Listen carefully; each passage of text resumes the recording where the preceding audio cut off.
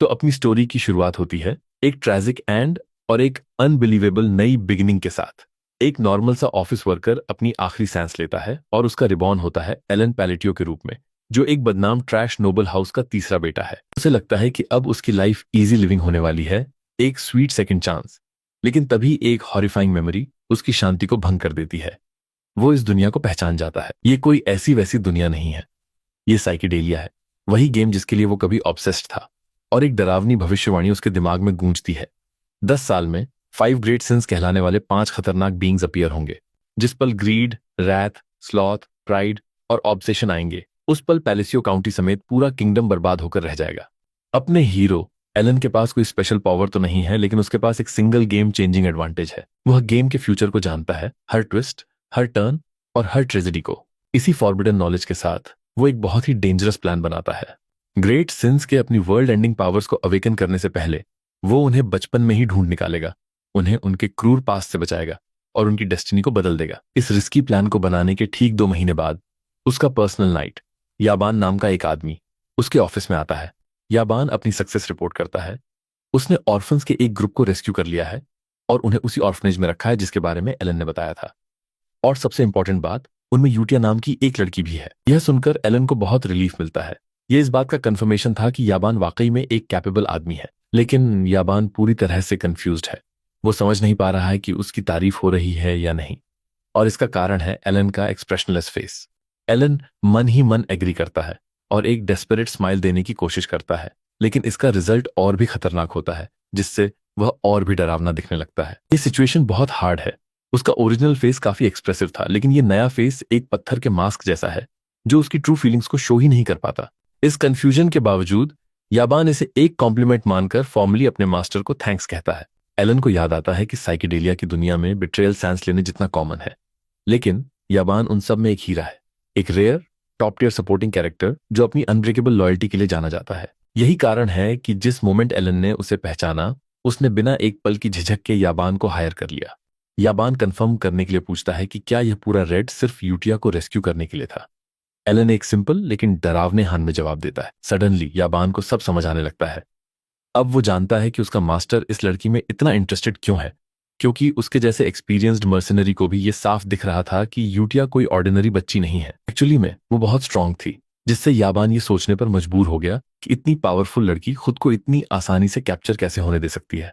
तब एलन याबान से पूछता है कि वह लड़की को सीधे एस्टेट में क्यों नहीं लाया, क्योंकि वो ज्यादा आसान होता। एलन याबान की तेज ऑब्जर्वेशन की तारीफ करता है। वो मानता है कि भले ही ऐसा लग रहा हो कि वो उसकी पावर को वेस्ट कर रहा है, लेकिन उसे ऑर्फनेज में छोड़ना एलन के ग्रैंड प्लान का एक क्रिटिकल हिस्सा है। वो लड़की यूटिया ब्लूटिया ग्रोटेस्क ब्लड ट्राइब की मेंबर है, जो एक दूसरे डायमेंशन के अनडिस्क्राइबल बीइंग के साथ किए गए एक डार्क कॉन्ट्रैक्ट से मिली टेरिफाइंग पावर का इस्तेमाल करती है। ओरिजिनल टाइमलाइन में यूटिया की डेस्टिनी में डिस्ट्रक्शन का साक्षात अवतार बनना लिखा था, द सिन ऑफ रैथ, जो 5 ग्रेट सिंस में से एक थी। उसे एक ऐसा टाइटल दिया गया था जो उसे एक मॉन्स्टर की तरह दिखाता था, जो मौत के सिवा और कुछ भी डिजर्व नहीं करती थी। वो एक मॉन्स्टर थी जिसने सैकड़ों मौतें की थीं, लेकिन अगर वो शांति से बड़ी होती है तो वह कभी भी डिस्ट्रक्शन का हिस्सा नहीं बनेगी। एलन के लिए उसने पहले लैंडमाइन को सक्सेसफुली रिमूव कर दिया है, और चूंकि वो अपना असली कारण नहीं बता सकता, इसलिए वो यूटिया को वहां छोड़ने का एक फेक रीजन याबान को देने का फैसला करता है। एलन एक स्टूपिड सा कारण बताता है और याबान उस पर विश्वास कर लेता है। एलन मेंशन करता है कि अभी सही समय नहीं आया है, और वो याबान से ये सुनिश्चित करने को कहता है कि वे जो कर रहे हैं उसके बारे में किसी और को पता न चले। वह याबान को ये भी ऑर्डर देता है कि वो ऑर्फनेज की हर जरूरत को पूरा करे। फिर एलन याबान को एक लेटर देता है और उसे यूटिया को देने के लिए कहता है। याबान पूछता है कि क्या लेटर इंपॉर्टेंट है, और एलन कहता है कि ये यूटिया को सेटल होने में हेल्प करने के लिए एक लेटर है। एलन का मानना है कि लेटर उसे शांत करने के लिए बहुत अच्छा होगा, क्योंकि वो एक हार्श ह्यूमन एक्सपेरिमेंट से गुजरी है। याबान इस बात से इंप्रेस्ड है कि उसके मास्टर ने एक लेटर भी लिखा है और वो उसे सेफली डिलीवर करने का प्रॉमिस करता है। भले ही वो नहीं जानता कि लेटर यूटिया को शांत करेगा या नहीं, एलन का मानना है कि उसे पहले कोशिश करनी होगी। दिखने में उसने लेटर में लिखे गए प्लीजेंट्रीज के अंदर असली मैसेज को मिक्स कर दिया था। यह कुछ ऐसा था जिसे उसने गेम को रिप्ले करते समय दर्जनों बार सुना था। यह आर्कबिशप का एक शांत करने वाला मैसेज था जो सिन ऑफ रैथ में हेल्प करता है। हालांकि यह मैसेज गेम में बहुत देर से आया था, लेकिन एलन का मानना है कि यूटिया को जल्दी मैसेज भेजने से उसे सही डायरेक्शन में ले जाने में हेल्प मिलेगी। एलन को विश्वास नहीं हो रहा है कि वो एक मॉन्स्टर से दोस्ती करने की कोशिश कर रहा है, लेकिन चूंकि वे दूसरी दुनिया के एक बीइंग की पूजा करते हैं, इसलिए उसका मानना है कि यह काम करना चाहिए। जब यूटिया को लेटर मिलता है तो वह उसे पढ़ने के लिए एक मोमेंट लेती है, और उस मोमेंट में याबान उसके शरीर से निकलने वाली इमेंस मैजिकल पावर को फील कर सकता है, जो काफी एब्सर्ड है। वह असल में एक स्ट्रेंज बच्ची है जो इमोशंस से पूरी तरह से खाली है। यूटिया फिर याबान से पूछती है कि क्या एलन ने ही सच में लेटर भेजा था, और डर से कांपते हुए याबान हाँ कहता है। यूटिया एक बहुत ही टेरिफाइंग ऑरा छोड़ती है और फिर याबान से पूछती है कि एलन खुद क्यों नहीं आया। याबान को विश्वास नहीं हो रहा है कि लड़की अपनी उम्र में ही पीक लेवल पर है। यही वजह है कि उसकी मैना को विजुअलाइज किया जा सकता है। याबान फिर यूटिया से कहता है कि एलन ने कहा था कि अभी समय सही नहीं है। यह सुनने के बाद यूटिया आखिरकार शांत हो जाती है, और ये उस हिडन मैसेज के कारण भी है जो एलन ने लेटर में डाला था। यूटिया जानती है कि ये कुछ ऐसा है जिसे केवल वही जान सकता है जो उसका मास्टर बनने के लायक हो। एक जॉयफुल फेस और ओवरवेलमिंग ऑरा के साथ वो मेंशन करती है कि वो आखिरकार अपने मास्टर की विल को समझ गई है। मीनवाइल एलन अपने बेड पर इस बारे में सोच रहा है कि वो ये कैसे सुनिश्चित कर सकता है कि उसे लिस्ट में अगला व्यक्ति मिले जो उसकी छोटी सी दिखने वाली लाइफ को बढ़ाने में हेल्प करे। जल्द ही एलन लाइब्रेरी में तीसरे सिन के बारे में क्लूज खोजने की कोशिश कर रहा होता है, जब याबान अंदर भागता है और उसे बताता है कि उसने दूसरे सिन को रेस्क्यू कर लिया है जिसका उसने मेंशन किया था। भले ही वो पूरी तरह से एग्जॉस्टेड दिख रहा हो, एलन याबान से पूछता है कि क्या उसने बच्चे के साथ सही बिहेव किया। याबान उसे एश्योर करता है कि उसने बच्चे को इलीगल स्लेव मार्केट से रेस्क्यू करने के बाद वो सब कुछ किया जो उसने कहा था। सडनली एलन का ट्रैश बड़ा भाई टोनियो कमरे में एंटर करता है और एलन को अपने फुट मैट के रूप में यूज करने में कोई टाइम वेस्ट नहीं करता है। वह अपना शौक एक्सप्रेस करता है कि एलन जैसा डल कोई लाइब्रेरी में किताबें पढ़ने का फैसला कैसे कर सकता है। एलन चुप रहता है, लेकिन इससे टोनियो को गुस्सा आ जाता है और वो एलन पर चिल्लाता है और कहता है कि जब उसके बड़े उससे बात कर रहे हों तो वो जवाब दे। एलन को विश्वास नहीं हो रहा है कि बॉडी का फॉर्मर ओनर इतने लंबे समय तक कैसे सरवाइव कर पाया, क्योंकि टोनियो हमेशा फाइट करता रहता है। एलन ने उस पर वापस फाइट करने को प्रेफर किया होता, लेकिन वो बेहतर जानता है। वह जल्दी से एक स्लेव की तरह अपना सिर झुकाता है और टोनियो से कहता है कि वह बस लाइब्रेरी से खुद को एक्सक्यूज करना चाहेगा क्योंकि उसका बड़ा भाई इसे यूज करना चाहता है। टोनियो एलन पर हंसता है और कहता है कि उसने आखिरकार अपनी जगह जान ली है। सडनली एक नाइफ उनकी ओर उड़ता हुआ आता है और वो टोनियो के सिर के पास से बाल बाल बचता है। पता चलता है कि नाइफ सीधे सबसे बड़े बेटे लियो से आया था। लियो इस बारे में बात करता है कि वह सुबह सुबह कोई हंगामा नहीं चाहता है। दोनों के बीच टेंशन तुरंत बढ़ जाती है क्योंकि वे एक दूसरे को जान से मारने की धमकी देने लगते हैं। एलन धीरे धीरे दोनों से दूर क्रॉल करता है क्योंकि वो उनके बीफ में कोई हिस्सा नहीं चाहता है। ये फैमिली एक साइड कैरेक्टर के अलावा कुछ नहीं थी जिसे बहुत जल्दी वाइप आउट कर दिया गया था, और भले ही वे एक पावरफुल फैमिली है, लेकिन दो ट्रैश ब्रदर्स हमेशा इस बात के लिए एक भयंकर लड़ाई में बंद थे कि कौन घर का हेड बनने वाला है। एक को किंग ऑफ द फ्लेश के रूप में जाना जाता है जबकि दूसरा किंग ऑफ ड्रग्स है। बेसिकली दोनों अंडरवर्ल्ड के किंग्स हैं और कोई भी जो एक अच्छी लाइफ जीना चाहता है वो उनसे पंगा लेने की हिम्मत नहीं करेगा। एलन कमरे से बाहर क्रॉल करने में कामयाब हो जाता है जबकि दोनों सब कुछ उलट पुलट कर रहे होते हैं। एलन को पता चलता है कि उसके लिए सबसे अच्छी बात यह है कि अगर वो कभी लंबा जीना चाहता है तो एक इनकम्पिटेंट ट्रैश के रूप में जिए। एलन अपने कमरे में लौटता है और आराम करने के लिए अपने काउच पर बैठ जाता है। दूसरी ओर याबान सोचता है कि एलन जैसा इनकम्पिटेंट दिखने वाला व्यक्ति ह्यूमन एक्सपेरिमेंट्स को कैसे उजागर कर पाता है। एलन कोई ऐसा व्यक्ति है जो वास्तव में फ्रेल दिखता है, जो अपना ख्याल भी नहीं रख सकता, लेकिन किसी कारण से वह सीक्रेट फॉरेन अफेयर्स के बारे में जानता है। फिर भी वह एलन को एक बहुत ही अजीब व्यक्ति मानता है। आखिरी बच्चा जिसे उसने रेस्क्यू किया वो वास्तव में डेंजरस माना जाता है, जिसके पास ऐसी पावर्स हैं जिन्हें वर्ल्ड एंडिंग माना जाता है। बेसिकली उसे केलियन किंगडम में रेस्क्यू किया गया था जहां एक इलीगल स्लेव मार्केट था। इसके साथ एलन दूसरे सिन ड्यूस को रेस्क्यू करने में कामयाब रहा है। ड्यूस को स्लेवरी में बेचे जाने के बाद उसे अब्यूज किया गया और एंडलेसली पास किया गया। इस वजह से वो सिन ऑफ स्लॉथ बन गया जो 5 ग्रेट सिंस में से एक है। ड्यूस के खो जाने के बाद उसने किंगडम्स को सबसे हॉरिफिक तरीके से वाइप आउट कर दिया जिसे कोई सोच भी नहीं सकता। यहां तक कि ज्यादातर प्लेयर्स भी इस बात से ट्रॉमेटाइज्ड थे कि ड्यूस अपने दुश्मनों को टर्मिनेट करने में कितना क्रूअल था, वो कितना डेंजरस था। इस वजह से एलन ने याबोन से उसे जेंटली ट्रीट करने के लिए कहा। याबोन फिर एलन से पूछता है कि क्या उसने यूटिया को जो लेटर भेजा था वो दूसरे बच्चे के बारे में है, और एलन इसकी पुष्टि करता है। रिसेंट लेटर में इंपॉर्टेंट मैसेज के अलावा उसने उसमें एक्स्ट्रा इंपॉर्टेंट इन्फॉर्मेशन भी ऐड की थी। एलन ने यूटिया से बच्चे का ख्याल रखने के लिए कहा था क्योंकि वो कमजोर था, और जैसा कि उसके मास्टर ने आदेश दिया था यूटिया ने सही काम किया। वो ड्यूस के पास जाती है ताकि उसे उसकी डेस्परेट मेंटल सिचुएशन से बाहर निकालने में हेल्प कर सके, और उसे बताती है कि उसे एक ग्रेट पर्सन ने चुना है।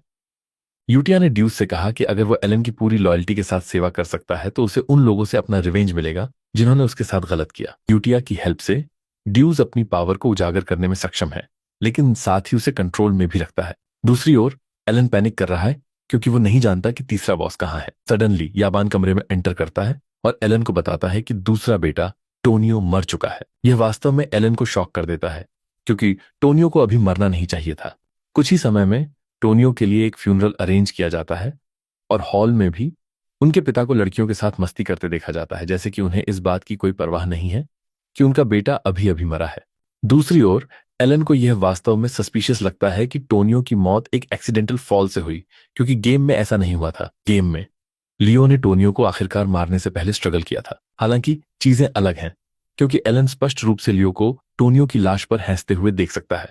फिर भी एलन का मानना है कि उसे केवल एक ही काम करना है, वह यह सुनिश्चित करना है कि वो 5 ग्रेट सिंस को इकट्ठा कर ले। 1 साल बाद घर में सब कुछ पहले से कहीं ज्यादा स्टेबल लगता है, क्योंकि सक्सेशन का कोई कारण नहीं है और लियो ने अपने भाई के ड्रग ट्रेड को भी संभाल लिया है। उस 1 साल के दौरान एलन असल में यूटिया के साथ पेन फ्रेंड्स बन गया। वे हमेशा एक दूसरे को लेटर्स भेजते हैं और क्योंकि सब कुछ कितना अच्छा है, ऑर्फनेज को डोनेशंस की एक लंबी लिस्ट मिलती रहती है। याबान फिर एलन से कहता है कि उसे वो जो खोज रहा है उसके बारे में एक क्लू मिला है। एलन ये सुनकर खुश है क्योंकि इसका मतलब असल में तीसरे बॉस के बारे में एक एंशिएंट रिकॉर्ड है। एलन इस बात से खुश है कि उसने आखिरकार तीसरा बॉस ढूंढ लिया है। एलन के लिए ये एक पीसफुल शाम है, लेकिन एक निश्चित ड्रग डिस्ट्रीब्यूशन साइट पर ऐसा नहीं कहा जा सकता है। लियो के under 2 high ranking officers warehouse पहुंचते हैं और देखते हैं कि उनके दर्जनों मेंबर्स अपने ही खून के तालाब में डूबे हुए हैं। जो अभी भी जिंदा हैं वे खुद को मारना शुरू कर देते हैं, जैसे कि उन्होंने अपने शरीर पर से कंट्रोल खो दिया हो। वे सबसे हॉरिफिक तरीकों से अपने गले में चाकू घोंपते हैं। दोनों ऑफिसर्स जल्द ही खुद को अपने काउंटर पार्ट्स के समान भाग्य को शेयर करते हुए पाते हैं। पता चलता है कि इसके पीछे का व्यक्ति ड्यूज है और उसे यूटिया सुपरवाइज कर रही है। बैड गाइज को खत्म करने के बाद ड्यूज यूटिया से पूछता है कि क्या उनके एक्शंस का कोई मतलब भी है, और यूटिया उसे एश्योर करती है कि है।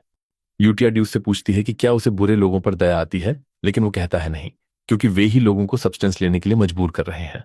वो केवल इस बारे में क्यूरियस है कि उनके रिवेंज प्लान का क्या मतलब है। यूटिया फिर उसे एश्योर करती है कि यह उनके मास्टर की वापसी के लिए स्टेज सेट करता है, और चूंकि वो आ रहा है वे उसके थ्रोन को डिसेरे में नहीं रहने दे सकते। ड्यूस आखिरकार वह सब कुछ समझ जाता है जो यूटिया उसे प्रीच कर रही थी, और सीन छोड़ने से पहले वे ये सुनिश्चित करते हैं कि वेयरहाउस पूरी तरह से डिस्ट्रॉय हो जाए।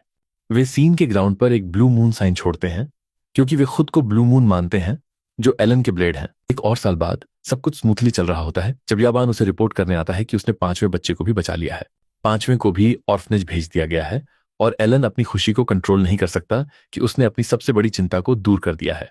अपनी कड़ी मेहनत के कारण एलन याबान को उन बेस्ट गुडीज को खिलाने में कोई गुरेज नहीं करता जो वो अपने हाथों से पा सकता है। तीसरे सिन ग्रीड को ढूंढना सबसे मुश्किल था, लेकिन वे अपने गेमर नॉलेज की बदौलत इसे करने में कामयाब रहे।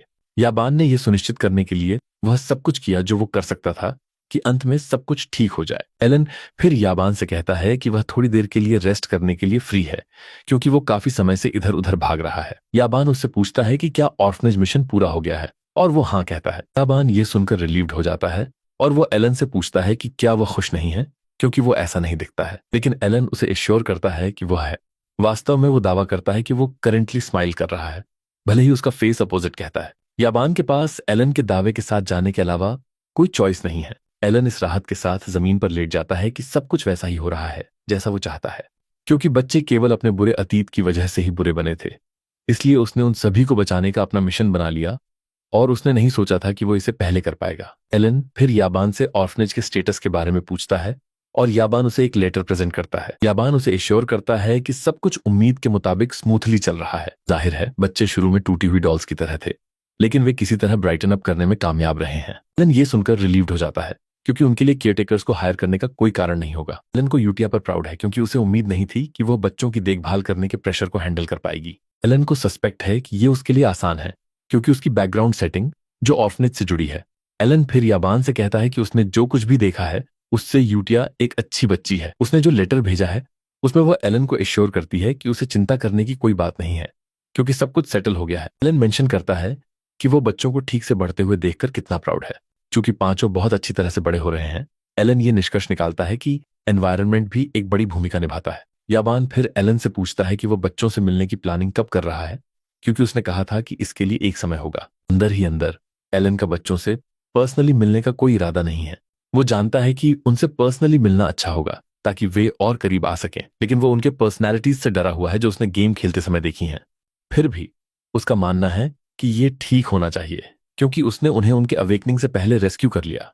एलन फिर याबान से झूठ बोलता है और कहता है कि वह भविष्य में बाद में बच्चों से मिलने की कोशिश कर सकता है। अब जब उसने रेस्क्यू कर लिया है तो एलन का मानना है कि उसकी लिस्ट में अगली चीज सेल्फ डिफेंस स्किल सीखना है। चूंकि मैजिक के लिए टैलेंट की आवश्यकता होती है, एलन के पास इसे सीखने के लिए जो कुछ भी चाहिए वो है। याबान फिर एलन से पूछता है कि क्या उसने ब्लू मून के बारे में सुना है। एलन जवाब देता है कि उसने नहीं सुना है और याबान बताता है कि वे एक ग्रुप हैं जिसने हाल ही में क्रिमिनल ऑर्गेनाइजेशंस का शिकार करके पॉपुलैरिटी हासिल की है। क्योंकि ये ट्रैश को साफ करने जैसा लगता है, एलन को कोई कारण नहीं दिखता कि ये एक प्रॉब्लम क्यों होनी चाहिए। चूंकि ब्लू मून उस गेम स्टोरी का हिस्सा नहीं है जिसे एलन जानता है, इसलिए उसका मानना है कि यह कुछ ही समय में चला जाएगा। याबान फिर बॉम्बशेल गिराता है और कहता है कि ग्रुप ने नोबल्स को मार डाला है। यही वजह है कि उसे विश्वास था कि एलन उन्हें जानता होगा। यह सुनकर एलन याबान से उसके पास वाले कमरे में सोना शुरू करने के लिए कहता है। मीनवाइल ब्लू मून की लीडर यूटिया अपने मेंबर से हफ्ते की रिपोर्ट के बारे में पूछ रही है। शिवलांग सिन ऑफ प्राइड रिपोर्ट करती है कि उसने स्लेव ट्रेडर्स के हेड्स का ख्याल रखा है।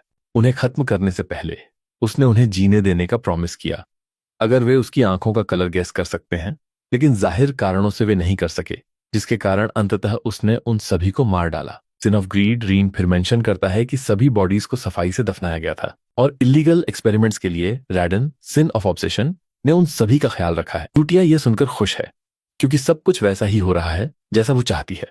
वह उन सभी की तारीफ करती है और कहती है कि वे सभी ब्लू मून की ग्लोरी के लिए मौजूद हैं। तभी रैडन मेंशन करता है कि एक छोटी सी प्रॉब्लम है। एवलॉन का हेड जिस ऑर्गेनाइजेशन को वे टारगेट कर रहे हैं उस पर लियो काउंट का सबसे बड़ा बेटा शासन कर रहा है। जाहिर है रैडन ने एक डेंजरस डॉक्यूमेंट खोजा जब वे साउथ में एवलॉन के बेस को वाइप आउट कर रहे थे। बेसिकली लियो उनके पिता की मृत्यु के बाद एलन को टर्मिनेट करने की प्लानिंग कर रहा है। जब यूटिया ये देखती है तो गुस्सा उस पर हावी हो जाता है। 2 साल बाद काउंट पैलेटियो जो बीमार थे मर जाते हैं। ऑफिशियल रिपोर्ट में मेंशन है कि उनकी मौत कार्डियक अरेस्ट से हुई, लेकिन उनके ड्रग अब्यूज के इतिहास को देखते हुए यह स्पष्ट है कि उन्हें किसने मारा। फ्यूनरल प्रोसीडिंग्स के दौरान लियो को पता चलता है कि ब्लू मून ने उसके बिजनेस पर फिर से हमला किया है। एलन अपने भाई और उसके आदमियों को ब्लू मून के बारे में बात करते हुए सुनता है और महसूस करता है कि उन्होंने आखिरकार ऑर्गेनाइजेशन को सीरियसली लेना शुरू कर दिया है। फिलहाल जीरो मॉर्नर्स के साथ काउंट का फ्यूनरल बहुत शांति से समाप्त हो गया। फ्यूनरल के बाद याबोन एलन से पूछता है कि उसका अगला प्लान क्या है। याबोन उसे याद दिलाता है कि अगले साल तक लियो को टाइटल विरासत में मिल जाएगा। हैरानी की बात है, एलन याबोन से कहता है कि वे एस्टेट छोड़ रहे हैं। यह याबोन को शॉक कर देता है और एलन मेंशन करता है कि वे साउथ में रोडमिल नामक एक रिमोट विलेज जा रहे हैं। यह पैलेसियो काउंटी के सदर्न टेरिटरी में एक रिमोट विलेज है। बिना टाइम वेस्ट किए एलन और याबान मैंशन से बाहर निकल गए और वे रोडमिल में एंजॉय कर रहे थे जब तक कि उन्हें सिर्फ 3 दिन बाद मैंशन लौटने के लिए मजबूर नहीं किया गया। कुछ शॉकिंग और सरप्राइजिंग हुआ है और ये सबसे बड़े बेटे लियो की मौत है। एलन को विश्वास नहीं हो रहा है कि वह सिर्फ 3 दिनों में ही एस्टेट में वापस आ गया है। एलन सोचता है कि सबसे बड़ा बेटा उसके जाने के मुश्किल से 3 दिन बाद ही क्यों मर गया। उसकी मौत का कारण हार्ट पर एक ब्लेड स्ट्राइक था। हालांकि उसे किसने मारा यह सवाल अनआंसर्ड है। बाद में एलन याबान से पूछता है कि क्या उसे कुछ अनयूजुअल मिला और वो हाँ कहता है। तभी याबान एलन से पूछता है कि क्या उसने एक ही रात में एवलॉन को वाइप आउट कर दिया था। यह सवाल एलन को शॉक कर देता है और वो आखिरकार समझ जाता है कि मौजूद दूसरे नोबल्स और गेस्ट्स उसकी आंखों में देखने से क्यों डर रहे हैं। जिस दिन एलन रोडमिल जा रहा था, एबेन ने एलन से पूछा कि वो एक रिमोट विलेज के बजाय एक सिटी क्यों नहीं जा रहा है। अंदर ही अंदर एलन जानता है कि वो केवल रोडमिल में ही अपने प्लान को फाइनल कर सकता है। यही वजह है कि वो वहां जा रहा है। चूंकि उसने 5 ग्रेट सिंस को बचाया है और दुनिया को डिस्ट्रॉय होने से रोका है, इसलिए उसका मानना है कि रोडमिल सही चॉइस है क्योंकि इसका ओरिजिनल स्टोरी से कोई कनेक्शन नहीं है। इसके अलावा वहां एक पलाज्जो विला भी है। यह मेन फैमिली रेजिडेंस से अलग बना एक अलग घर है। यह असल में एक नोबल के रूप में आराम से रहने के लिए परफेक्ट जगह है। वह याबान को केवल यही जवाब देता है कि हर चीज का एक कारण होता है। याबान यह सुनकर थक गया है क्योंकि वह एलन से कहता है कि वह हमेशा चीजों को टालता रहता है, लेकिन चूंकि वह अपने मुंह से शब्द नहीं निकाल सकता, इसलिए वह बस इसे जाने देने का फैसला करता है। पता चलता है कि लियो उसे मारने की प्लानिंग पहले ही कर रहा था, लेकिन चूंकि वो खुद ही जा रहा है, इसलिए वो इसे टालने का फैसला करता है। एलन जाने से पहले उसके सामने ऐसे झुकता है जैसे वो डरा हुआ हो और ये सब लियो को एलन को जाने देने के लिए कन्विंस कर लेता है। फिर भी वह अपने असिस्टेंट अल्मान को एलन की कैरेज को फॉलो करने के लिए कहता है। अल्मान फिर लियो से पूछता है कि क्या वो कैरेज को फॉलो करने के लिए कहकर एलन को मारना चाहता है। अल्मान कंफर्म करना चाहता है कि क्या वो सच में एलन को मारना चाहता है। लियो ये सुनकर शॉक्ड है, क्योंकि अल्मान हमेशा वही रहा है जो बिना किसी शिकायत के किसी भी ऑर्डर को फॉलो करता है। लियो सरप्राइज्ड है कि अल्मान सवाल पूछ रहा है। लियो अल्मान पर चिल्लाता है और कहता है कि उसका एकमात्र काम ऑर्डर्स को फॉलो करना है, लेकिन अल्मान सडनली अपनी स्वॉर्ड उसकी छाती में घुसेड़ देता है। लियो स्टन्ड है और वो अल्मान से पूछता है कि उसने उसे धोखा क्यों दिया। अल्मान मुस्कुराता है और लियो से कहता है कि उसे गेम्स खेलना पसंद है। अल्मान मेंशन करता है कि वो इतने समय से साथ खेल रहा था और पता चलता है कि वो वास्तव में अल्मान नहीं बल्कि रैडन है, द सिन ऑफ ऑब्सेशन। रैडन लियो को खत्म करने से पहले कहता है कि कोई भी उनके मास्टर द ग्रेट मून को टच नहीं करता है। वह मेंशन करता है कि उन्हें मिशंस करने से रेस्ट्रिक्ट किया जा सकता है, लेकिन जब उनके मास्टर की सेफ्टी की बात आती है तो इस बारे में कोई सवाल नहीं है। रैडन रिवील करता है कि उसने जानबूझकर उसके यह कहने का इंतजार किया कि वह एलन को हर्ट करना चाहता है और फिर आखिरकार उसे बोर्ड से हटाने के लिए अपना मूव किया। रैडन कहता है कि वो पूरे 2 साल से बस उसके गलत मूव करने का इंतजार कर रहा है। जब वो खून बह रहा होता है तो लियो रैडन से कहता है कि वो उसके आदमियों से बच नहीं पाएगा। रैडन फिर जवाब देता है कि उसने अभी जो कहा उससे उसने एवलॉन के एक्सटिंक्शन को अपना प्राइम पर्पस बना लिया है।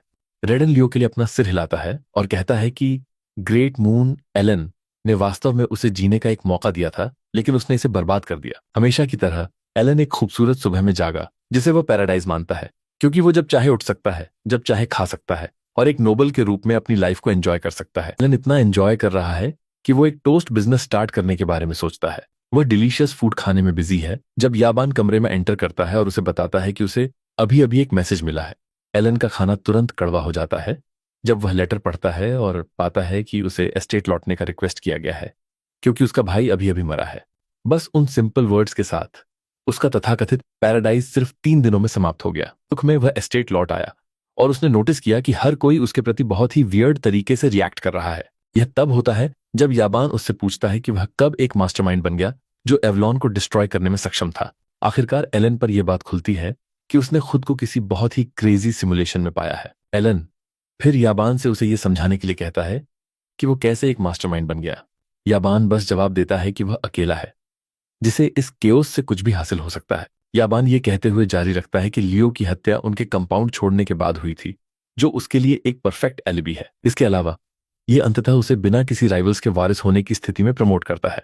याबोन मेंशन करता है कि चूंकि एवलॉन चला गया है इसलिए एलन को परेशान करने वाला कोई नहीं होगा। इन सबको एक साथ रखकर याबोन कहता है कि एलन काउंटी का मास्टरमाइंड बन गया है। याबोन खुद को भी चमकाता है और कहता है कि वह एक स्वॉर्ड मास्टर है और वो एलन के कमांड में है। एलन अंततः इन सब से कंफ्यूज्ड हो जाता है और उसे याबोन से पूछने के लिए मजबूर करता है कि क्या वो मस्ती कर रहा है, क्योंकि वह नाचता हुआ प्रतीत होता है। एलन जो कुछ भी हुआ है उसके बारे में सोचने के लिए बैठ जाता है, अपने दिमाग पर जोर डालते हुए। उसे नहीं लगता कि कोई भी ऑर्गेनाइजेशन इतना स्ट्रांग है कि वो सिर्फ एक रात में एवलॉन को नीचे ले जा सके। सडनली उसे याद आता है कि याबान ने एक बार उसे बताया था कि एक ऑर्गेनाइजेशन है जो दूसरे ऑर्गेनाइजेशंस का शिकार करता है। सोचता है कि कल्प्रिट्स ब्लू मून हो सकते हैं। याबान फिर एलन से कहता है कि उसे गिल्ड से जो जानकारी मिली है उससे ऐसा कोई संकेत नहीं है कि ब्लू मून इसमें शामिल है। बेसिकली ब्लू मून ऑर्गेनाइजेशन कभी भी बॉडीज नहीं छोड़ता, लेकिन वे एक मार्क छोड़ते हैं। दूसरी ओर एवलॉन के अधिकारियों को सोर्ड के यूज से मारा गया था। एलन को आखिरकार पता चलता है कि उन्होंने उसे मास्टरमाइंड के रूप में क्यों चुना, क्योंकि उसके पास एक असिस्टेंट है जो सोर्ड चलाता है। चूंकि ब्लू मून मेन स्टोरी से पहले दिखाई नहीं दिया और इस बात का कोई संकेत नहीं है कि वे कल्प्रिट्स हैं, एलन सोचने लगता है कि ये कौन हो सकता है। बाद में अपनी सामान्य बैठकों के दौरान यूटिया अपने सहयोगियों से पूछती है कि क्या जो हुआ उसमें उनकी भागीदारी के कोई निशान थे, लेकिन वे उसे एश्योर करते हैं कि कोई नहीं था। उन्होंने केवल एक ही चीज छोड़ी थी, वह थी लाशों के ढेर, और उन्होंने सब कुछ वैसा ही किया जैसा यूटिया चाहती थी। यूटिया मुस्कुराती है क्योंकि उसका प्लान बहुत अच्छा काम कर गया। इसने असल में एवलॉन को समाप्त कर दिया, जो पावरफुल ऑर्गेनाइजेशन था जिसने एक बार एस्टेरिया किंगडम को फिरौती के लिए रखा था। यूटिया और उसके सहयोगियों को एवलॉन को बर्बाद करने में केवल 5 दिन लगे। रैडन फिर यूटिया से कहता है कि क्लीनअप पूरी तरह से कंप्लीट नहीं है। यूटिया उससे पूछती है कि इसका क्या मतलब है, और वह बताता है कि उसे और भी नोबल्स मिले हैं जो एवलॉन से जुड़े हुए हैं। जाहिर है अल्टेया डची हर चीज में सबसे ज्यादा शामिल कल्प्रिट प्रतीत होती है। बिना सोचे समझे यूटिया ग्रुप से कहती है कि उन्हें चुपचाप खतरे को दूर करने की आवश्यकता है। यूटिया फिर अपने दोस्तों से इन्फॉर्मेशन गिल्ड के बारे में पूछती है और वे उसे एश्योर करते हैं कि गिल्ड के पास ऐसा कुछ भी नहीं है जो उन्हें पूरे विनाश से जोड़ता है। बेसिकली अन्य सभी गिल्ड्स इन्फॉर्मेशन गिल्ड के समान ही व्यू शेयर करते हैं, क्योंकि वे सभी इसे स्वॉर्ड मास्टर द्वारा बनाया गया हेल कह रहे हैं। रीन फिर यूटिया से पूछता है कि क्या उन्हें सर्विलांस बनाए रखना चाहिए, और वो उन्हें ऐसा करने के लिए कहती है। यूटिया उन्हें बताती है कि ये कितना इंपॉर्टेंट है कि उनके मास्टर को हो रही हर चीज के बारे में पता न चले। ड्यूज मेंशन करता है कि लियो, जो एलन का भाई था, वही था जिसने उसे पहले टारगेट किया था। यूटिया फिर कहती है कि वे जो उन्होंने किया उसे जस्टिफाई नहीं कर सकते, क्योंकि उन्हें एलन से कोई ऑर्डर नहीं मिला। यूटिया उन्हें याद दिलाती है कि वे एक स्वॉर्ड हैं और उन्हें अपने दम पर सोचने की इजाजत नहीं है। यूटिया कहती है कि ब्लू मून केवल दिए गए ऑर्डर से ही मूव करता है, और इसके अलावा वह उन्हें वार्न करती है कि उनका मास्टर सब कुछ जानता है। इस बात को ध्यान में रखते हुए वह उनसे हमेशा अपने मास्टर द्वारा निर्धारित स्टैंडर्ड्स पर खरा उतरने और उसे कभी निराश न करने का आग्रह करती है। ड्यूज सरप्राइज्ड है कि यूटिया, जो ओवरवेलमिंगली पावरफुल है, एलन को उनके कारनामों के बारे में पता चलने से डरती है। फिर भी ड्यूज बहस नहीं कर सकता, क्योंकि वे जो कुछ भी कर रहे हैं वह एलन के लिए है। एक महीने बाद एलन खुद को कई कामों में फंसा हुआ पाता है। यह उस तरह की लाइफ नहीं है जिसकी उसने अपने लिए कल्पना की थी, बल्कि वो लाइफ है जिसने उसे चुना। लियो की मौत के कारण एलन ने अपने लिए बहुत सारी नाराजगी अर्जित की है। हैरानी की बात है, लियो की मौत 6 साल बाद तक नहीं होनी चाहिए। पूरे परिवार की अचानक मौत के कारण सारा काम एलन पर आ पड़ा। मामले को और भी बदतर बनाने के लिए हर कोई इतनी मेहनत कर रहा है और अपने प्रोजेक्ट्स को समय पर डिलीवर कर रहा है। एलन को याद है कि उसके पिता के कार्यकाल के दौरान वे सभी कीड़ों की तरह काम कर रहे थे। उससे अनभिज्ञ, सर्वेंट्स और वर्कर्स सभी यह सुनिश्चित करने के लिए वास्तव में कड़ी मेहनत कर रहे हैं कि वे उसके बुरे पक्ष में न आएं और कहीं खाई में न गिर जाएं। एलन की इच्छा है कि सर्वेंट्स बस चीजों को खुद ही सुलझा लें और उसे इसमें शामिल न करें। बाद में याबान एलन की 2 साल के स्पेस में अपनी मैजिक प्रैक्टिस के दूसरे टियर तक पहुंचने के लिए तारीफ करता है। याबान एलन से कहता है कि उसके पास इनक्रेडिबल टैलेंट है, क्योंकि आमतौर पर दूसरे टियर तक पहुंचने में लगभग 4 साल की ट्रेनिंग लगती है। याबान के साथ बहस करने से बचने के लिए एलन स्वीकार करता है कि जब मैजिक की बात आती है तो वो टैलेंटेड है। बेसिकली एलन मैजिक डिफेंस में वो सब कुछ डाल रहा था जो वो जानता था, क्योंकि वो नर्वस था। वह जो टेक्निक सीख रहा है उसके लिए बहुत अधिक मैजिक कंट्रोल की आवश्यकता होती है, लेकिन एलन को नहीं लगता कि वो इसमें अच्छा हो पाएगा। शुरू में एलन एक्साइटेड था, क्योंकि उसने सोचा था कि एक बार प्लान खत्म हो जाने के बाद कोई और खतरा नहीं होगा। इसके साथ वो बिना स्ट्रेस के सेल्फ स्टडी कर सकता था। हालांकि सिक्योरिटी के लिए हालिया कॉल के साथ एलन ने महसूस किया है कि उसका मोनोहुल वास्तव में छोटा है। बेसिकली जिस मोनोहुल के साथ व्यक्ति पैदा होता है वह एक एथलीट के बॉडी टाइम की तरह होता है, जो जन्म से ही फिक्स्ड होता है। और जब एलन के मोनोहुल की बात आती है तो यह काफी छोटा होता है। यह बहुत छोटा है क्योंकि उसकी ट्रेनिंग भी इसे कवर नहीं कर सकती। एलन अपनी स्ट्रेसफुल लाइफ के बारे में सोच रहा है जब याबान उसे बताता है कि अभी अभी एक डांस इनविटेशन आया है। एलन सरप्राइज्ड है कि उसे एक पार्टी डांस में इनवाइट किया गया है, लेकिन उसके पास अटेंड करने के अलावा कोई चॉइस नहीं है। हॉल में कदम रखते ही एलन शिकायत करता है कि वो पहले से ही थक गया है। ये पार्टी नोबल्स के बीच नेटवर्किंग के लिए एक रेगुलर बॉल है, जो एस्टीरिया किंगडम के सदर्न रीजन में आयोजित की जाती है। एलन बॉल पार्टी के साथ कनेक्शंस बनाने के बारे में भी सोचता है, क्योंकि वो जल्द ही काउंट बन जाएगा। एलन को पता चलता है कि दूसरे नोबल्स के साथ एक अच्छा कनेक्शन भविष्य में उसकी सिक्योरिटी सुनिश्चित कर सकता है। एलन अपना मूव करता है, लेकिन सभी नोबल्स उसे ऐसे अवॉइड करने लगते हैं जैसे वह किसी तरह की बीमारी हो।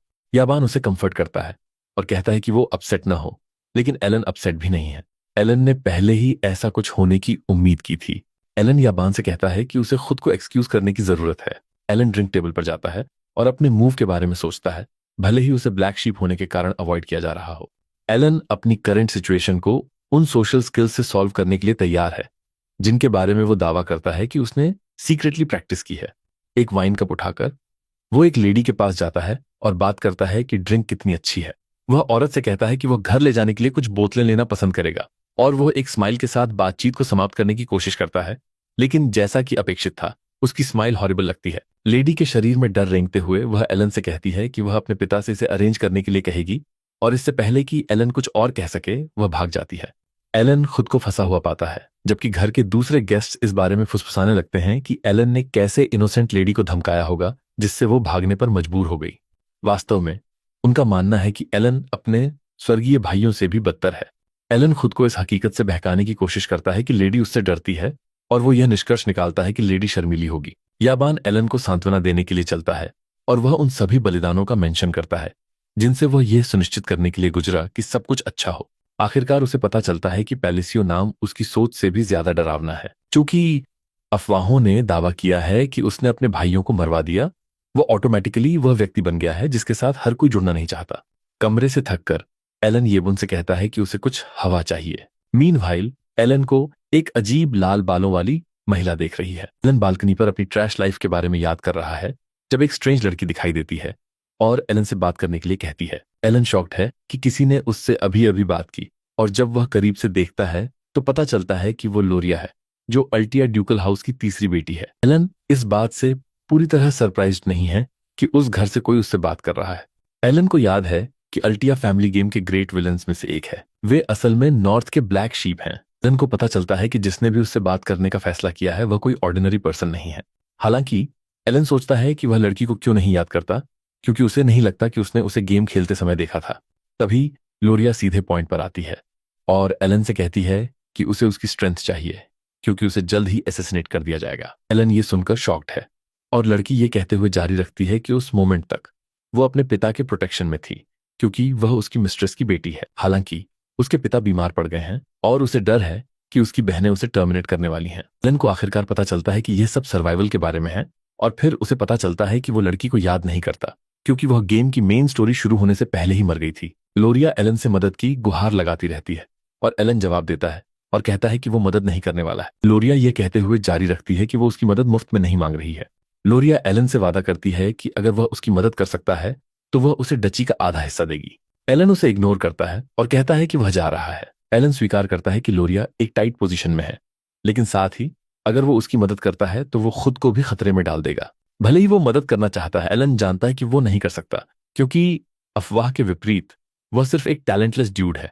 जैसे ही वह दरवाजे से चलने वाला होता है, एलन का कॉन्शियस उसे रोक लेता है और वह लोरिया से बात करने के लिए मुड़ता है। वह उससे कहता है कि उसके लिए कुछ अच्छा होगा, और अंदर ही अंदर वह उम्मीद करता है कि वो वास्तव में किसी ऐसे व्यक्ति से मिले जो उसकी मदद कर सके। मीनवाइल एलन को ऑब्जर्व कर रहे सिंस ने नोटिस किया है कि लोरिया ने उससे संपर्क किया है, और वे ये निष्कर्ष निकालते हैं कि एक्ट करने से पहले यूटिया को बताना सबसे अच्छा ऑप्शन है। रीन फिर ड्यूस से कहता है कि उसे सिचुएशन को रिपोर्ट करने की आवश्यकता नहीं हो सकती है, क्योंकि लोरिया एकमात्र अल्टिया है जो उनके द्वारा किए जा रहे बुरे कामों से एफिलिएटेड नहीं है। ये बदले में उसे रैडन का टारगेट होने से एक्सक्लूड करता है।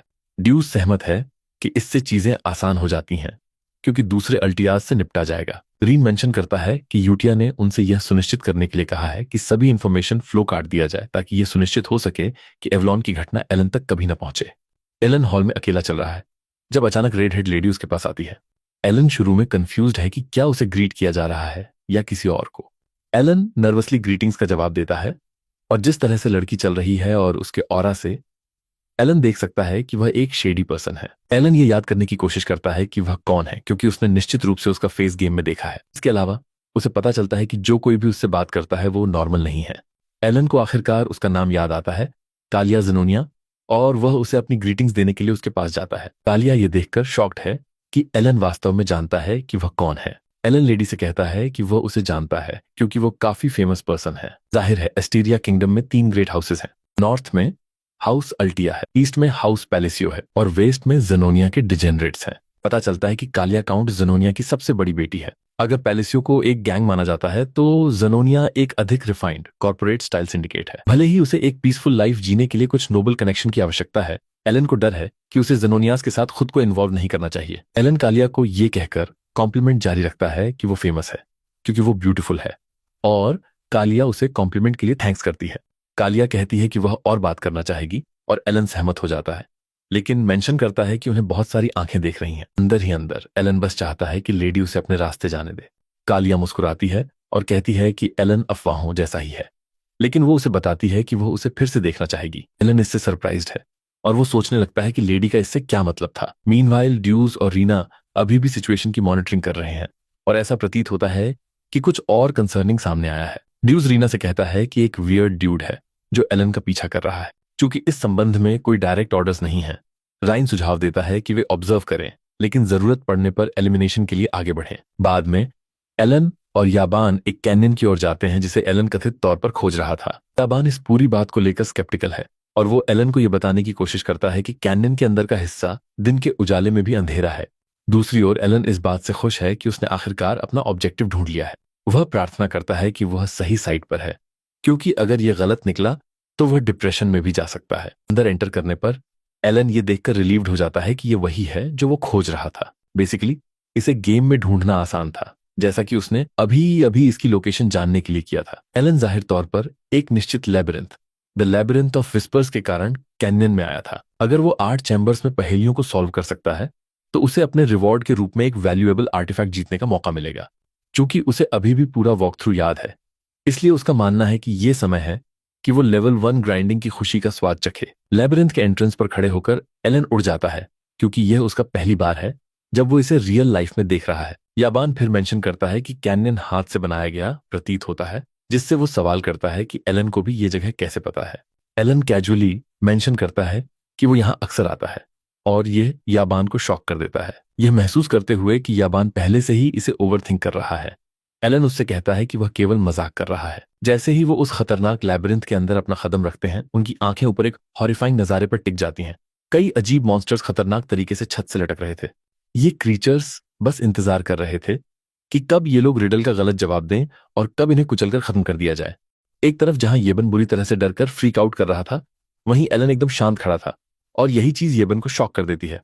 एलन का पूरा फोकस सिर्फ उस रिडल पर था, जबकि येबन का दिमाग तो ये सोचने में लगा था कि वो आज तक कितनी ही बार एलन को समझने की कोशिश में फेल हो चुका है। इस बारे में गहराई से सोचने पर येबन को एक चौंकाने वाला रियलाइजेशन होता है। उनके पिछले किसी भी मिशन का आपस में कोई भी लॉजिकल कनेक्शन नहीं था। उनके मिशंस बिल्कुल एक केओटिक मिक्स की तरह थे। कभी एक इविल ऑर्गेनाइजेशन को खत्म करना, तो कभी किसी स्लेव को बचाना, किसी का कर्ज चुकाना, और फिर किसी ऑर्फन की हेल्प करना। यही बात येबन को यह सवाल करने पर मजबूर कर देती है कि आखिर एलन इस लैबिरिंथ के बारे में इतना सब कैसे जानता है, जबकि वो तो कभी अपनी एस्टेट से बाहर भी नहीं निकलता। ठीक तभी एलन मेंशन करता है कि उसने रिडल सॉल्व कर ली है, लेकिन उन्हें अभी एक जायंट हाथ के अपना काम खत्म करने का वेट करना होगा। भले ही येबन एलन को लेकर सुपर क्यूरियस था, पर वो एक बात अच्छे से जानता था कि उनके हर मिशन का रिजल्ट हमेशा कुछ अच्छा ही होता है। जैसे ही वो भारी भरकम दरवाजा खुलना स्टार्ट होता है, येबन ये सोचने पर मजबूर हो जाता है कि आखिर एलन इस बार फिर से क्या प्लान कर रहा है। जब दरवाजा फाइनली पूरा खुलता है तो उनके सामने एक बहुत बड़ा कमरा होता है, जो अनगिनत खजानों से भरा पड़ा था। थोड़ी दूरी पर एक गॉन्टलेट रखा हुआ था, जिस पर कई रिंग्स लगी हुई थी। अपेरेंटली एलन का एकमात्र मिशन उस गॉन्टलेट की एक उंगली में पहनी हुई ब्लैक रिंग को हासिल करना था। येबन ये देखकर सरप्राइज था कि उनका मकसद सिर्फ ये रिंग थी, क्योंकि ये देखने में तो बिल्कुल यूजलेस लग रही थी। एलन उस रिंग को उठाता है और रियलाइज करता है कि ये उसके हाथ के लिए बहुत बड़ी है, लेकिन फिर भी वो इसे अपने साथ ले लेता है। वो येबन से कहता है कि उसने जो भी खजाना पैक किया है उसे यहीं छोड़ दे, क्योंकि ये अपने साथ सिर्फ मुसीबत लेकर आएगा। लैबिरिंथ से बाहर निकलते हुए एलन येबन को एश्योर करता है कि बाहर जाने के रास्ते में कोई भी खतरा नहीं है। एलन मन ही मन उस वॉक थ्रू का शुक्रगुजार था, क्योंकि उसी की वजह से चीजें उसके लिए इतनी आसान हो गई थीं। लेकिन अगले ही पल वो एक छोटी सी प्रॉब्लम में पड़ जाते हैं। पत्थर के कई सारे गोलेम्स ने उनका रास्ता ब्लॉक कर दिया था, और येबन पहले से ही सोचने लगता है कि वो एलन को वहां से कैसे बाहर निकाले। ठीक तभी एलन उससे कहता है कि उसे टेंशन लेने की कोई जरूरत नहीं है, क्योंकि वो इन गोलेम्स को हैंडल कर लेगा। येबन एलन को बताने की कोशिश करता है कि उनकी नंबर 1 प्रायोरिटी यहां से एस्केप करना है, चाहे वो कुछ भी प्लान क्यों ना कर रहा हो। एलन उसकी बात को इग्नोर करके गोलेम्स की तरफ बढ़ने लगता है, और साथ ही वो अपनी उस उंगली को ऊपर उठाता है जिसमें उसने वो रिंग पहनी हुई थी। येबन को चिंता होने लगती है कि एलन खुद को मरवा लेगा, क्योंकि उसे पता था कि एलन की टियर 2 मैजिक इन गोलेम्स के सामने बिल्कुल यूजलेस है। एक बार जब वो गोलेम्स के काफी करीब पहुंच जाता है तो एलन उस रिंग का यूज करके कंस्ट्रेंट इंस्ट्रक्शन को एक्टिवेट कर देता है। टाइम वहीं रुक जाता है और एलन खुद को एक खाली डायमेंशन में पाता है, जहां सिस्टम उसे बताता है कि उसके पास 2 कंस्ट्रेंट हैं जिन्हें वो लागू कर सकता है। एलन को याद आता है कि गेम में उसकी करंट पोजीशन पर एक सिलेक्शन विंडो अपीयर होती थी। उस खाई के अंदर से एक बहुत बड़ा चेहरा झांक रहा था, और एलन को यकीन हो जाता है कि इस लैबिरिंथ को क्लियर करने का रिवॉर्ड कंस्ट्रेंट इंस्ट्रक्शन ही है। जैसा कि नाम से ही पता चलता है, ये एक एब्जॉर्प्शन टाइप आर्टिफैक्ट था, जो यूजर पर पावर के बदले में कुछ रेस्ट्रिक्शंस लगाता था। जिस आवाज ने अभी अभी एलन से बात की थी, उसने हर चीज को बहुत रियल फील करा दिया था। फिर एलन अपना पहला कंस्ट्रेंट मेंशन करता है। स्पेल पढ़ने के बाद वो बीइंग उससे पूछता है कि वो इसके बदले क्या हासिल करना चाहता है, और एलन मेंशन करता है कि वो दुनिया के लॉज को थोड़ा और ट्विस्ट करना चाहता है। जैसे ही वो अपना क्लेम रखता है, सिस्टम उसे उसका पहला कंस्ट्रेंट ग्रांट कर देता है, और अपने दूसरे कंस्ट्रेंट के लिए भी वो सेम प्रोसीजर फॉलो करता है, और सिस्टम उससे पूछता है कि वो इसके जरिए क्या चाहता है। एलन सिंपली रिप्लाई करता है कि उसकी रिक्वेस्ट पहले वाली ही है। बीइंग एलन को जवाब देने से पहले 1 मिनट का टाइम लेता है, और एलन को डर लगने लगता है कि कहीं उसने सब गड़बड़ तो नहीं कर दिया। एलन जानता था कि कंस्ट्रेंट के लिए सील्स और वर्ड्स दोनों को चूज करने से हाईएस्ट मैजिक अटैक पावर मिलती है। जब वो गेम खेलता था तब उसने सारे हैंड साइंस और फ्रेजेस को मास्टर कर लिया था, जिसका मतलब था कि उसकी रिक्वेस्ट ग्रांट होनी ही चाहिए। ठीक तभी वो बीइंग उसकी रिक्वेस्ट मान लेता है और वो आवाज उसे बताती है कि फॉरगॉटन गॉड से रिलेटेड हर चीज याद रखने के लिए उसे वाकई में बहुत इंपॉर्टेंट माना जा रहा है। वो आवाज फिर उसे फॉरगॉटन गॉड की विल को आगे बढ़ाने के लिए कहती है, जिससे एलन कंफ्यूज हो जाता है। उस बीइंग की बात खत्म होने के बाद एलन के हाथ की रिंग एब्जॉर्ब हो जाती है, जो इस बात का साइन था कि कंस्ट्रेंट सक्सेसफुली काम कर गया है। ठीक तभी एलन रियल वर्ल्ड में वापस आ जाता है, जहां येबन उसे गोलेम्स के रास्ते से हटाने की कोशिश कर रहा था।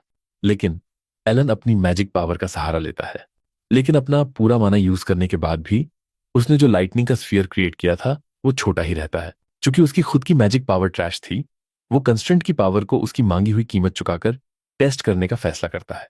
ये देखकर येबन बुरी तरह से डर जाता है। बस अपनी उंगली के एक झटके से एलन उस मैजिकल लाइट की बॉल को गोलेम्स के बीच में भेज देता है, और जिस मोमेंट वो अटैक उन्हें हिट करता है वो सब छोटे छोटे टुकड़ों में बिखर जाते हैं। हमेशा की तरह एलन अपनी कैजुअल स्लीपी आंखों वाला लुक मेंटेन रखता है, जबकि येबन जो कुछ उसने अभी अभी देखा था उससे पूरी तरह से शॉक था।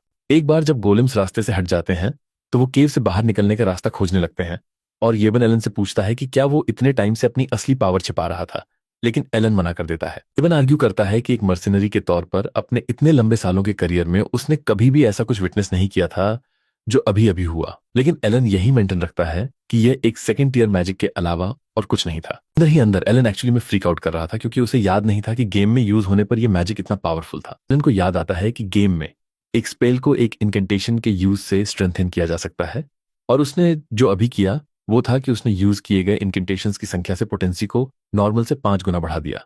ऐसा करके वो पूरी तरह से कुछ अलग हासिल करने में कामयाब रहा, जो कि एक हायर मैग्नीट्यूड की ग्रेटर पावर थी।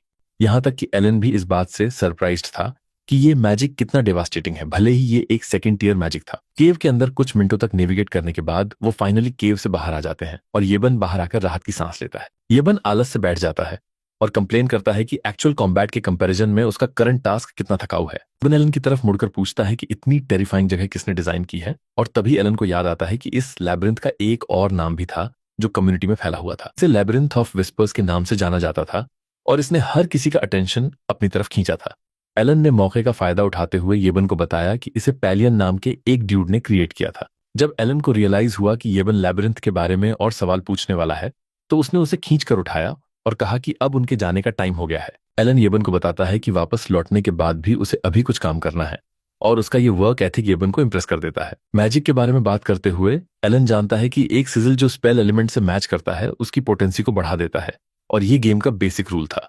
लेकिन रियल लाइफ में चीजें थोड़ी अलग थीं, क्योंकि विजुअल्स सेम रहते थे। जबकि अटैक स्टैट्स बढ़ गए, सिजिल ने बेसिकली स्पेल को ही बदल दिया, और एलन सोचने लगता है कि क्या उसका माना कंट्रोल इतना अच्छा हो गया है कि वो चीजों के काम करने के तरीके में हुए बदलावों को महसूस कर पा रहा है। क्योंकि वो इस बारे में श्योर नहीं था, इसलिए वो डिसाइड करता है कि अपना माना रिकवर होने के बाद उसे अपनी थ्योरी को टेस्ट करना होगा। फिर भी वो खुश था कि सब कुछ काफी अच्छे से हो गया।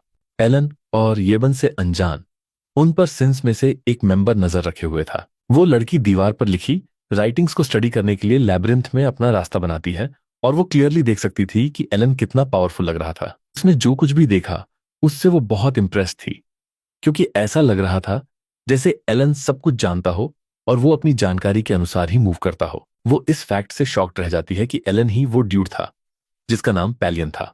इसके अलावा वो इस फैक्ट में ज्यादा इंटरेस्टेड थी कि एलन ने जो इंकेंटेशन यूज किया था वो एंशिएंट लाइब्रेरी में मौजूद बुक्स में रिकॉर्डेड नहीं था। इन सब बातों ने मिलकर एलन के लिए उसकी श्रद्धा को पहले से भी ज्यादा बढ़ा दिया, और वो फाइनली इस कंक्लूजन पर पहुंचती है कि यूटिया ने जो कुछ भी कहा था वो सच था। तभी ड्यूज उसे ज्वाइन करता है, और वो उससे पूछती है कि क्या वो जिस इंफॉर्मेशन के लिए गया था उसे हासिल कर पाया, लेकिन वो मना कर देता है और दावा करता है कि उसका टारगेट उससे कुछ जरूरी जानकारी मिलने से पहले ही मर गया। वो इस बात से थोड़ी डिसअपॉइंटेड होती है और कहती है कि उन्हें और जानकारी के लिए इसे यूटिया को रिपोर्ट करना होगा, क्योंकि उस एरिया में उनका काम हो चुका था। इसलिए वो दोनों विजॉर्ड्स की तरह उड़ जाते हैं। मीनवाइल जेनोनिया काउंट के घर पर कालिया जब से बॉल में एलन से मिली थी, तब से उसकी जुबान से एलन का नाम ही नहीं हट रहा था। अपेरेंटली काउंट के घर में कुछ सिनिस्टर चल रहा था। हर कोई मानता है कि कालिया के फादर के पास हर चीज का कंट्रोल है, लेकिन उनसे अनजान वो अपनी बेटी के हाथों की सिर्फ एक कठपुतली था। घर को चलाने वाली मेन पर्सन कोई और नहीं बल्कि कालिया ही थी, जबकि उसके फादर सिर्फ एक फिगर हेड थे।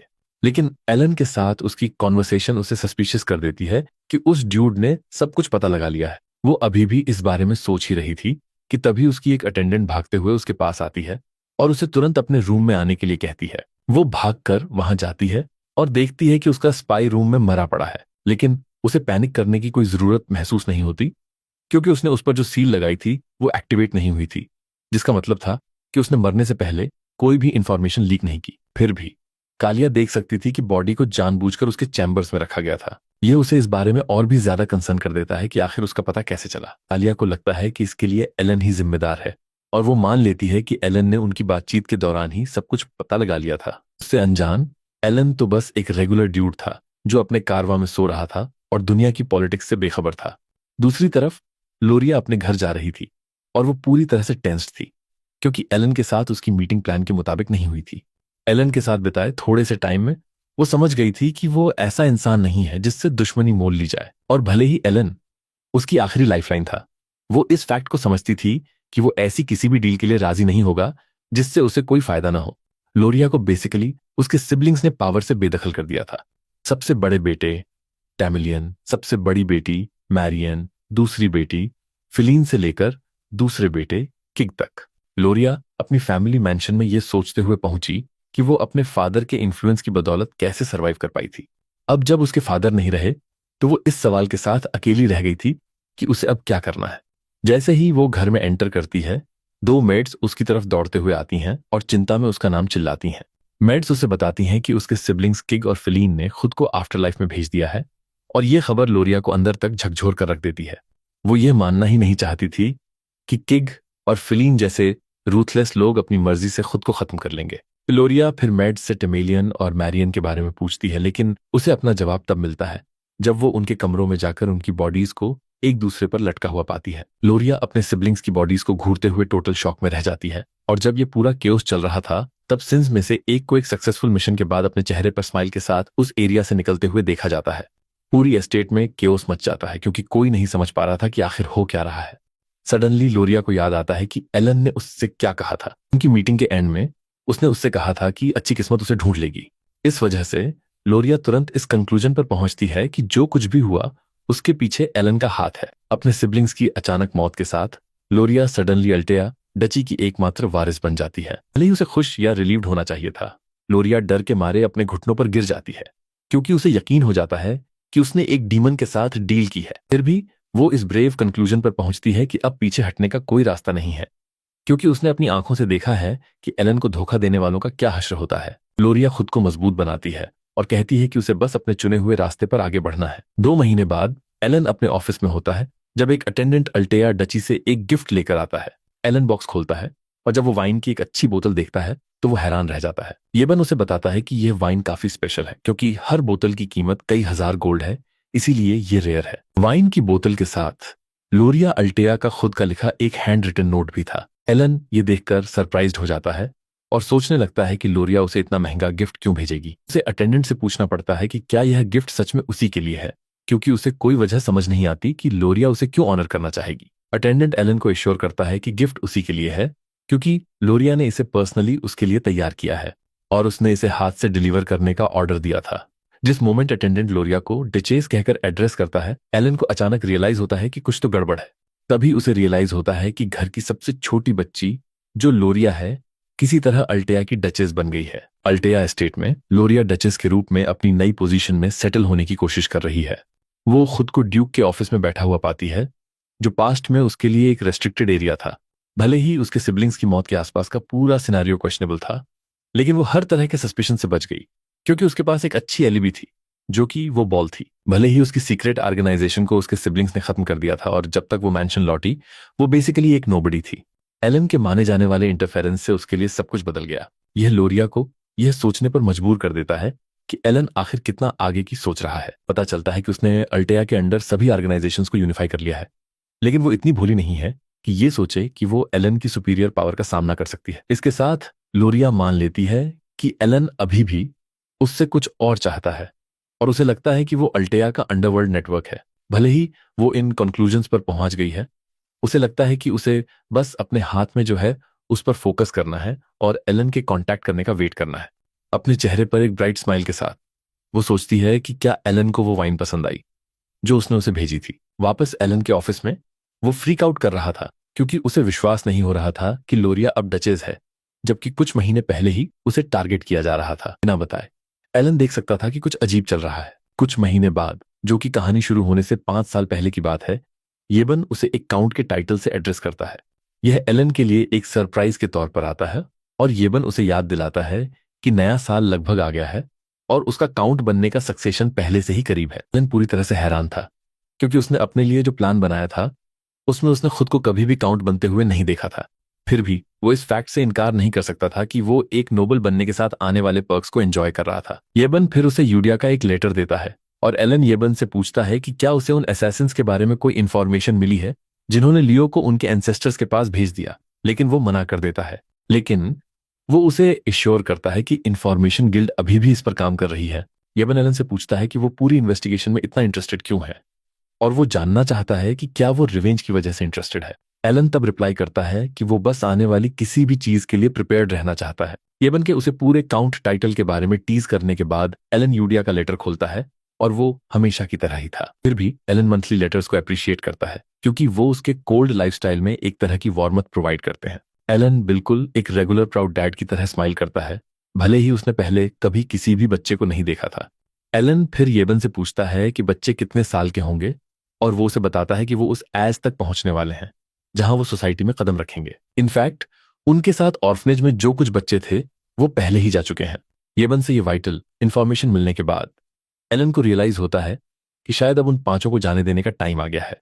येबन सरप्राइज्ड था कि एलन उन्हें जाने देने के लिए तैयार है और एलन उसे बताता है कि वो सब अब बड़े हो चुके हैं, इसलिए अब टाइम आ गया है कि वो अपने फ्यूचर्स के बारे में सोचें। एलन का मानना था कि वो 5 उस एज को पार कर चुके हैं जहां वो सिंस के रूप में अवेकन होते और अब फाइनली उन्हें सोसाइटी में इंटीग्रेट किया जा सकता है। अपेरेंटली हर एक सिन का एक नरेशन था जो उसकी स्पेशलिटी को रिवील करता था।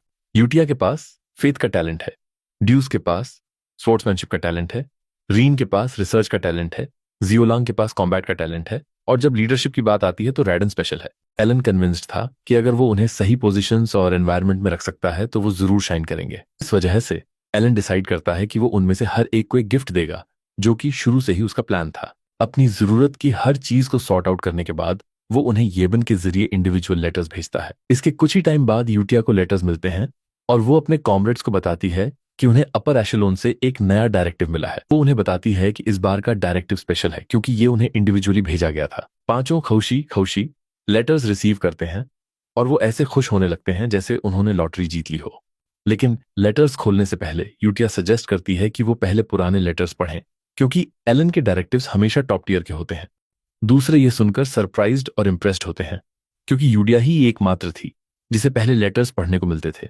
यूडिया का मानना था कि अब उन सभी के पास लेटर्स पढ़ने की क्लियरेंस है क्योंकि उन्हें इंडिविजुअल डायरेक्टिव्स मिल चुके हैं। यूडिया उनके देखने के लिए एक लेटर खोलती है और वो बेसिक ग्रीटिंग्स के अलावा कुछ नहीं था।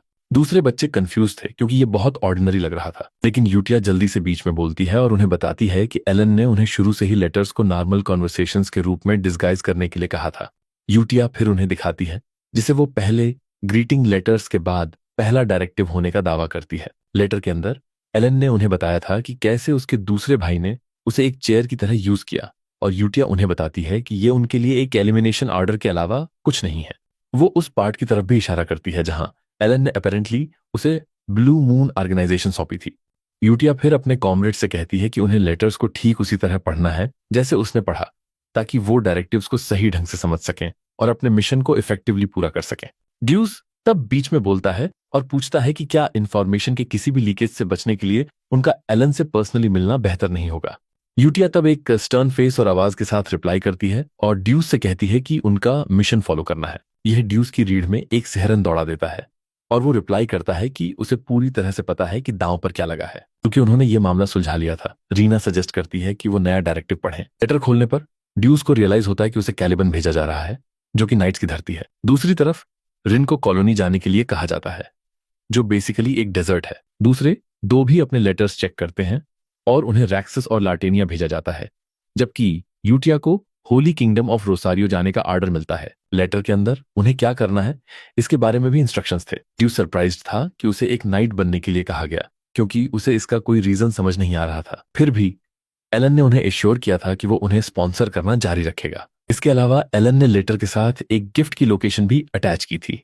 इससे पहले कि वो अलग हों, यूटिया उन्हें याद दिलाती है कि ब्लू मून का जिक्र करना पूरी तरह से मना है जब तक कि एलन खुद इसका जिक्र पहले न करे। उनमें से हर एक डायरेक्टिव का सम्मान करते हुए वो अपने मामलों को सुलझाते हैं और अपनी अपनी डेजिग्नेटेड जगहों के लिए निकल जाते हैं।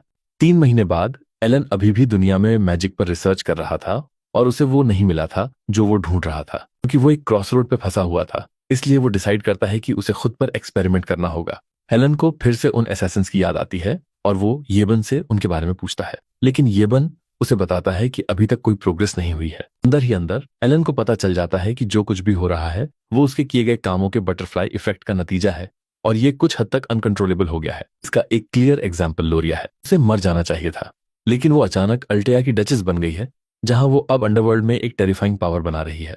एलन फिर येबन से कहता है कि उन्हें फिर से असैसिनेशन की इन्वेस्टिगेशन करने की कोई जरूरत नहीं है। येबन ये सुनकर सरप्राइज था, लेकिन एलन को पता चल गया था कि अगर पूरी सिचुएशन अननोन रहती है तो ये बेहतर होगा। वो ऐसी किसी भी चीज में नहीं पड़ना चाहता था जो ऑफ क्वेस्ट जा रही हो, क्योंकि वो किसी भी डिजास्टर्स कंसिक्वेंस से बचने की कोशिश कर रहा था।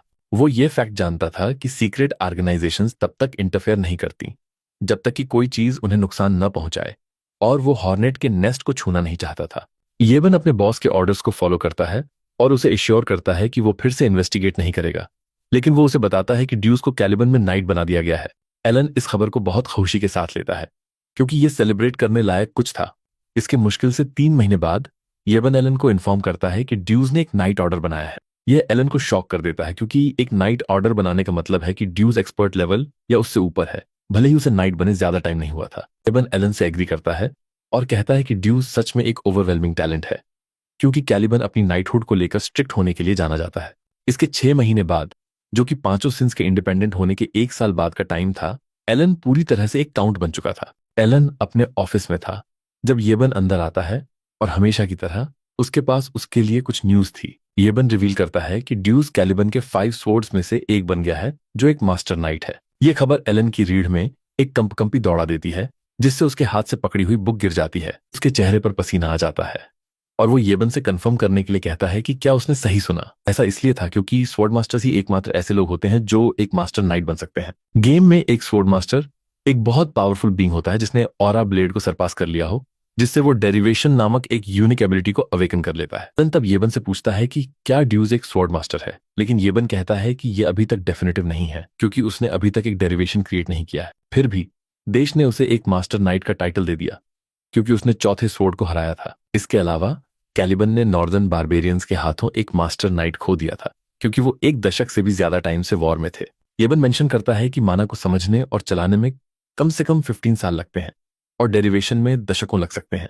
रीनहार्ट, जो कि फर्स्ट स्वॉर्ड है, 32 साल की एज में सबसे यंगेस्ट मास्टर नाइट बना था। एलन इस बात की गवाही दे सकता है कि रीनहार्ट कितना स्ट्रांग है, लेकिन इतना स्ट्रांग होने के बावजूद उसे अपनी पीक स्टेट तक पहुंचने में 20 साल से ज्यादा लग गए थे। लेकिन एलन इस फैक्ट से हैरान था कि ड्यूस सिर्फ 1 साल में एक मास्टर नाइट के लेवल तक पहुंच गया, जबकि उसे शुरू से स्वॉर्ड्समैनशिप भी नहीं आती थी, क्योंकि डेरिवेशन ही एकमात्र मिसिंग चीज थी। एलन का मानना था कि ड्यूस के पास एक स्वॉर्ड्स मास्टर के रूप में रीनहार्ट को भी सरपास करने की काबिलियत है। सडनली एलन उन बेनिफिट्स के बारे में सोचने लगता है जो उसे बच्चों को सही तरीके से पालने से मिल सकते हैं, लेकिन वो जल्दी से इस थॉट को अपने दिमाग से निकाल देता है। उसे रियलाइज हुआ कि उसे ग्रेटफुल होना चाहिए कि वो पांचों 5 सिंस के रूप में अवेकन नहीं हुए और किंगडम में डिस्ट्रक्शन नहीं लाए।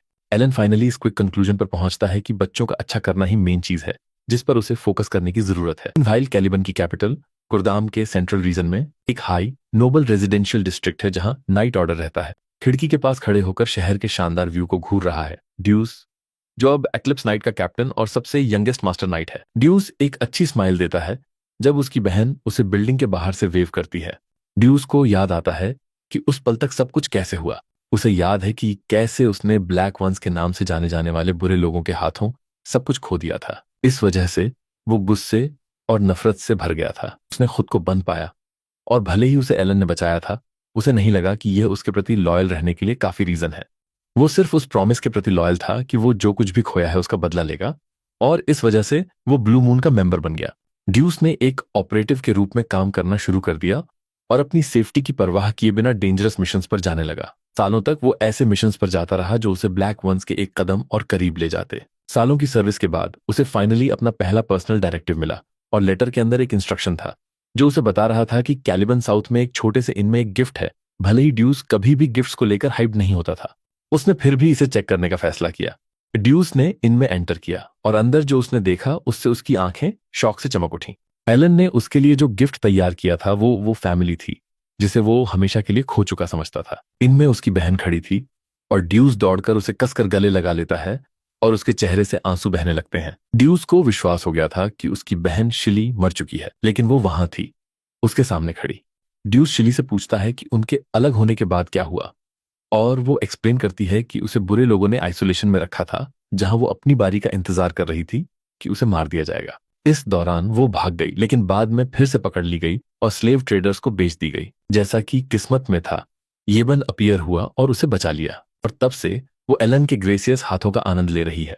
शिली ने अपने भाई को एलन का भेजा एक लेटर दिखाया, जिसमें उसे एश्योर किया गया था कि वो सेफ है, और इस पर उसने अपने फैमिली का नाम भी दांव पर लगाया था। शिली अपने भाई को बताती है कि वो एलन ने जो कुछ भी किया है उसके लिए ग्रेटफुल है। जब ड्यूस ने यह देखा तो वो एक्सट्रीमली शॉक्ड रह गया, क्योंकि एलन ने न सिर्फ उसकी बहन को प्रोटेक्ट किया, बल्कि उसके लिए अपने फैमिली का नाम भी दांव पर लगा दिया। ड्यूस स्टन्ड और डिसबिलीफ में था कि एलन को उसकी फैमिली के बारे में कैसे पता चला, जबकि उसने उसे कभी नहीं बताया था। यहां तक कि यूटिया को भी जो हुआ उसकी पूरी डिटेल्स नहीं पता थी, लेकिन एलन सब कुछ कवर करने में कामयाब रहा। ये ड्यूस को कन्विंस कर देता है कि एलन प्रैक्टिकली सब कुछ जानता है, और इसी मोमेंट ड्यूस फाइनली अपनी पूरी लॉयल्टी एलन के प्रति सब्जेक्ट करने का फैसला करता है। अब जब उसकी बहन उसके सामने खड़ी है, ड्यूस खुश है कि एलन ने उसकी सुप्रीमेसी पर सवाल उठाने की उसकी मूर्खता को नजरअंदाज कर दिया। ड्यूस का एकमात्र टारगेट वेंजेंस था, लेकिन उसकी बहन का गिफ्ट इनकम्पैरेबल था, और इस वजह से वो एक फेनेटिक से भी बढ़कर बन गया। इनफैक्ट उसने इसे अपनी लाइफ का मिशन बना लिया है कि उसे एलन की काइंडनेस को चुकाना है। ड्यूस का टारगेट कैलिबन में टॉप एशेलोन हासिल करना और एक मास्टर नाइट बनना है, ताकि वो बेस्ट स्पोर्ट्समैन से बना एक एलीट गार्ड बना सके, और वो ड्रीम पहले से ही सच हो रहा है।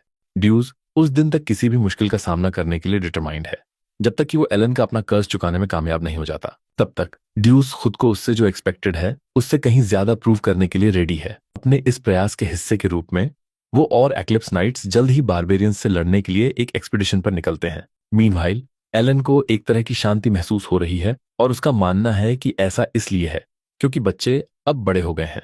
उसी टाइम जब से वो लैबिरिंथ से वापस आया है, एलन ने खुद को रिसर्च के लिए डिवोट कर दिया है। इस पॉइंट पर वो अपने करंट रिसर्च रिजल्ट्स पर एक कंक्लूजन पर पहुंचा है। जो उसने लिखा उससे उसे पता चलता है कि रिफ्रैक्शन एक कंप्लीटेड स्पेल की इम्परफेक्शन को एनहांस करता है, जिससे उसका एरिया ऑफ इफेक्ट बढ़ जाता है।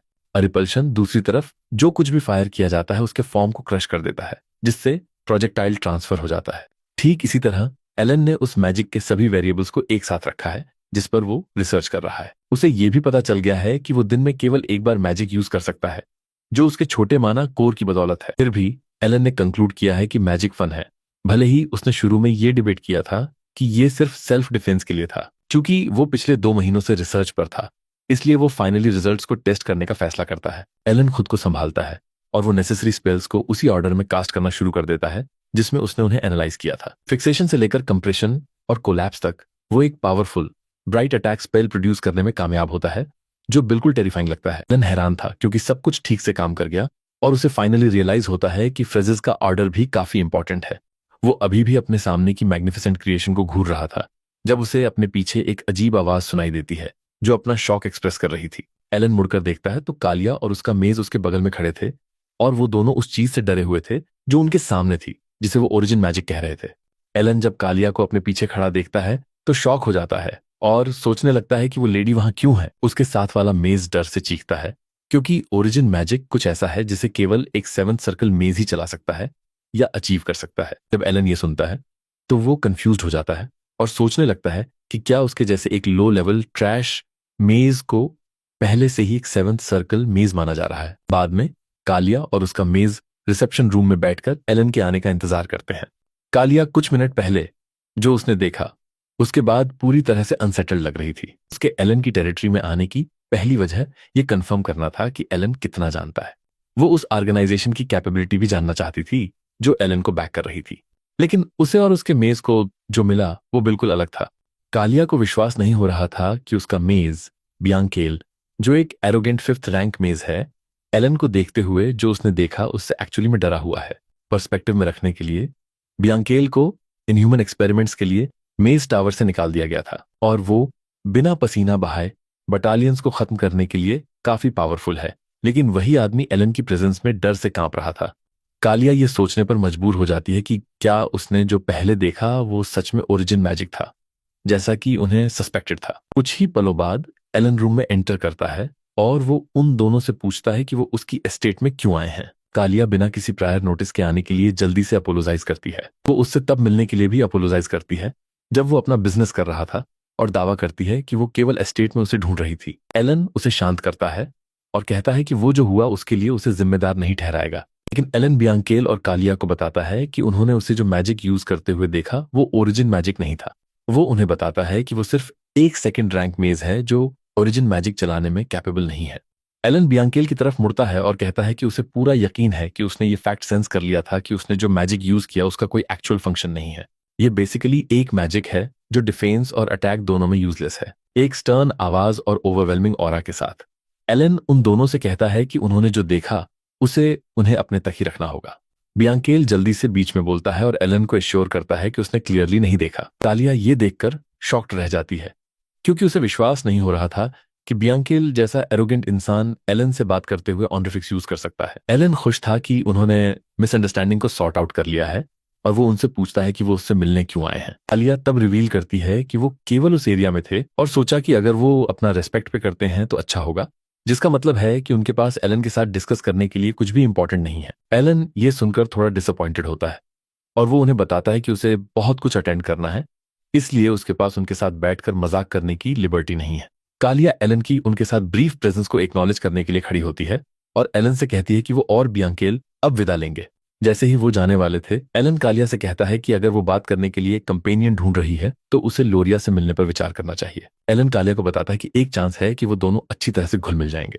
भले ही कालिया स्केप्टिकल थी, वो एलन को एश्योर करती है कि वो उसके सजेशन को कंसिडरेशन में लेगी। उनके ब्रीफ डिस्कशन के बाद कालिया और बियांकेल चले जाते हैं, और जैसे ही वो जाते हैं येबन एलन की तरफ मुड़कर पूछता है कि ट्रैश फैमिली उनसे मिलने क्यों आएगी। एलन रिप्लाई करता है कि उसे एक्चुअली में कोई आइडिया नहीं है कि जेनोनिया उनसे क्या चाहते हैं। एलन वरीड था कि अगर ये अफवाह फैली कि उसने ओरिजिन मैजिक यूज किया है तो चीजें निश्चित रूप से बिगड़ जाएंगी। वो शायद पावर ड्रंक लोगों को अपने पीछे भागते हुए देख सकता है, क्योंकि वो पहली जगह में एक फैंटेसी वर्ल्ड में है। उसी टाइम एलन को नहीं लगता कि कालिया लोरिया से मिलेगी, क्योंकि वो अंडरवर्ल्ड में कट्टर राइवल्स हैं।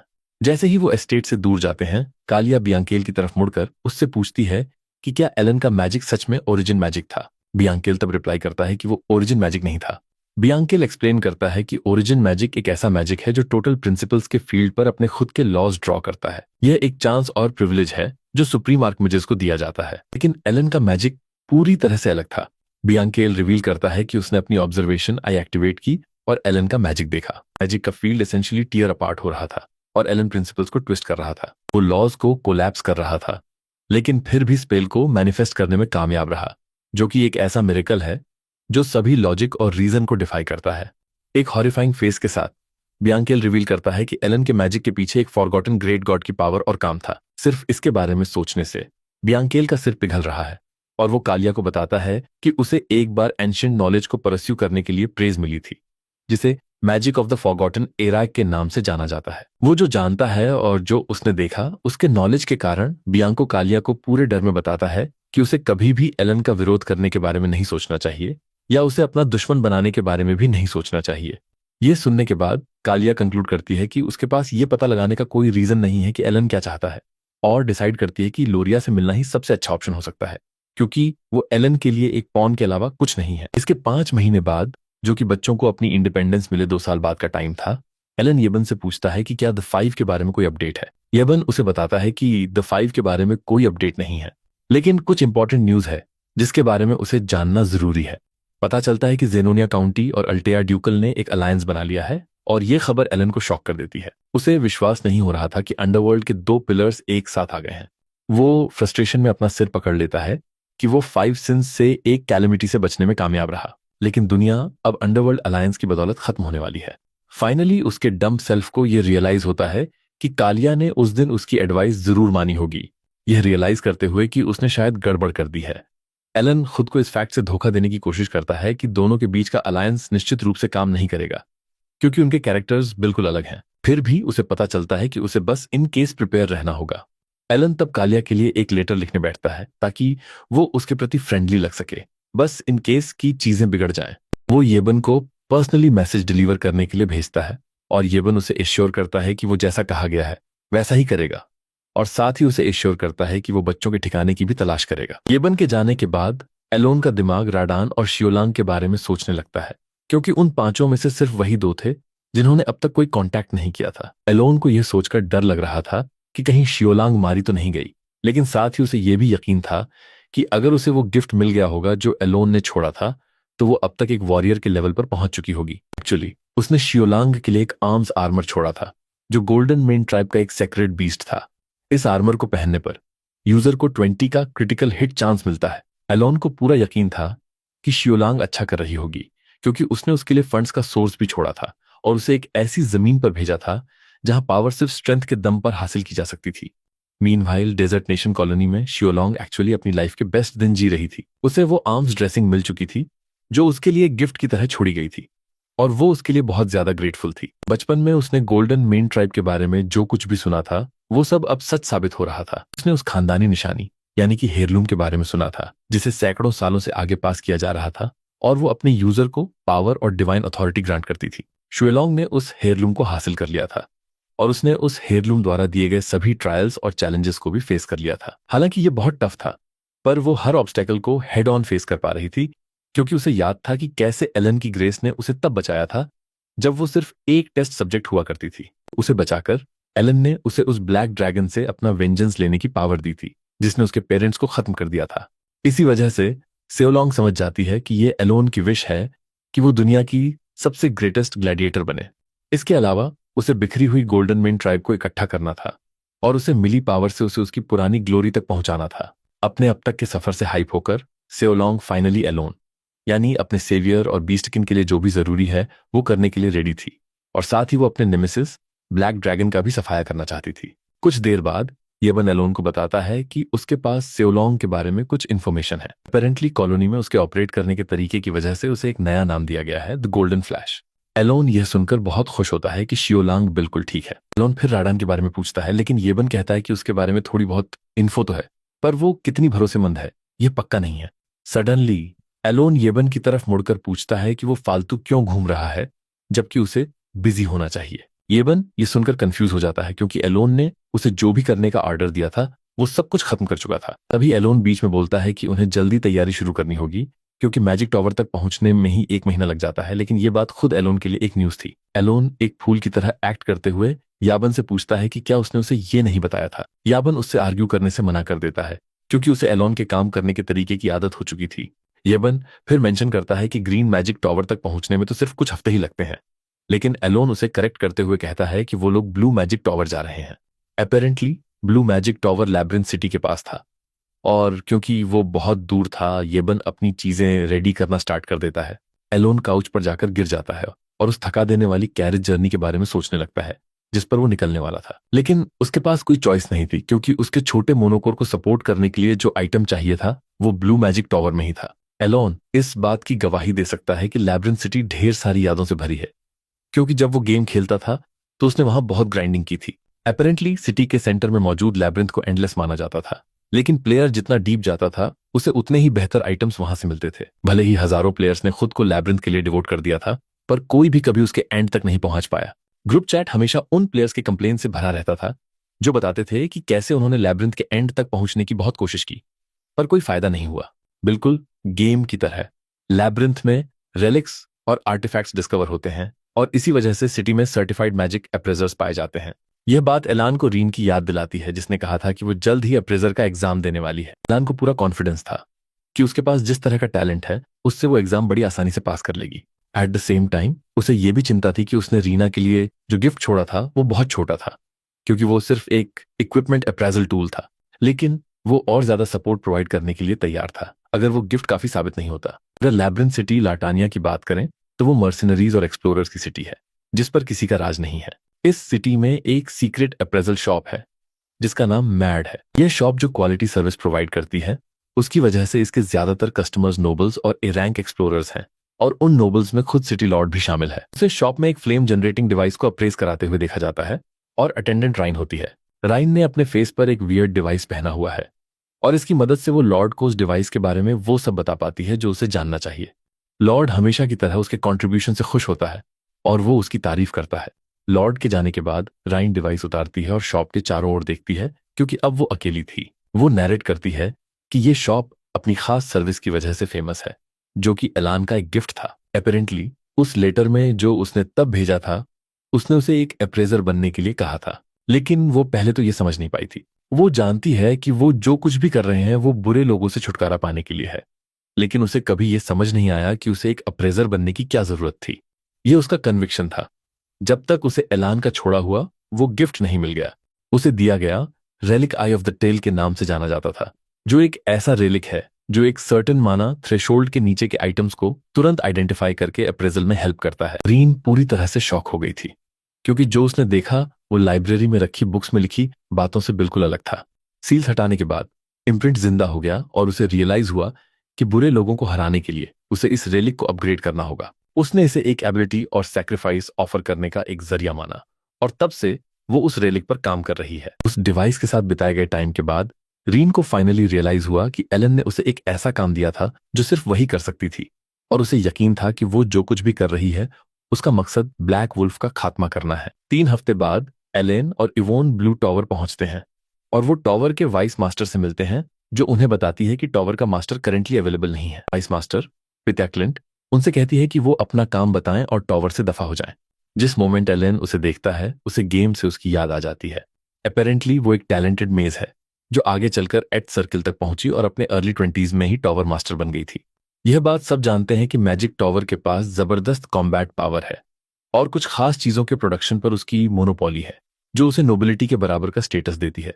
एक वाइस मास्टर की अथॉरिटी जो ह्यूमैनिटी से ऊपर जा चुकी हो उसे गॉडलाइक माना जाता है, लेकिन माहौल इतना डरावना होने के बावजूद एलोन कैजुअली खुद को इंट्रोड्यूस करता है। एलोन पेत्या को बताता है कि वो वहां टाइम रिफ्ट के सिलसिले में आया है, क्योंकि वो उसे रिमूव कर सकता है। टाइम रिफ्ट एक अननोन सबस्पेस से जुड़ा हुआ एक फिशर है जो ऐसी जगहों पर जनरेट होता है जहां मैजिक का बहुत ज्यादा यूज होता है, और ये ऐसी अनोमलीज क्रिएट करता है जो मैसिव डैमेज करती हैं। जैसे ही एलेन ने अपना मकसद बताया, पैडिला ने अपनी ऑब्जर्वेशन आईज से उसकी एबिलिटी को स्कैन किया, और जो उसने देखा उससे वो डिसअपॉइंट हो गई। वो तुरंत एलेन को जाने के लिए कह देती है और यह बात उसे शॉक कर देती है। एलेन आर्ग्यू करने की कोशिश करता है, लेकिन पैडिला गुस्से से भड़क जाती है और कहती है कि ऐसे बहुत से लोग हैं जो उसके पास यही बात कहने आए हैं। एलोन पीछे हटने से इनकार कर देता है और पैडिला से कहता है कि वो बस उसे वहां ले जाए जहां रिफ्ट है। पैडिला डिफेंसिव बनी रहती है और वो मान लेती है कि एलोन अपनी खराब रेपुटेशन को बदलने के लिए एक बड़ी जीत की तलाश में है।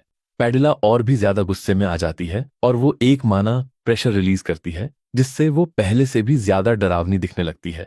एलोन डर से सिकुड़ जाता है, लेकिन उसे याद आता है कि वो डेस्परेट है और हार नहीं मान सकता। एलोन आगे बढ़ता है और पैडिला से कहता है कि अगर वो टाइम रिफ्ट को रिमूव करने में फेल हो गया तो वो अपनी पूरी जायदाद उसके नाम कर देगा। पैडिला को लगता है कि एलोन अभी भी बकवास कर रहा है और एलोन उससे कहता है कि अगर वो चाहे तो वो एक माना ओथ लेने के लिए भी तैयार है। एलोन इस फैक्ट की ओर इशारा करता है कि उसके थोड़े से टाइम के बदले ये कोई बुरी डील नहीं है, और इस पर सोचने के बाद वो मान जाती है।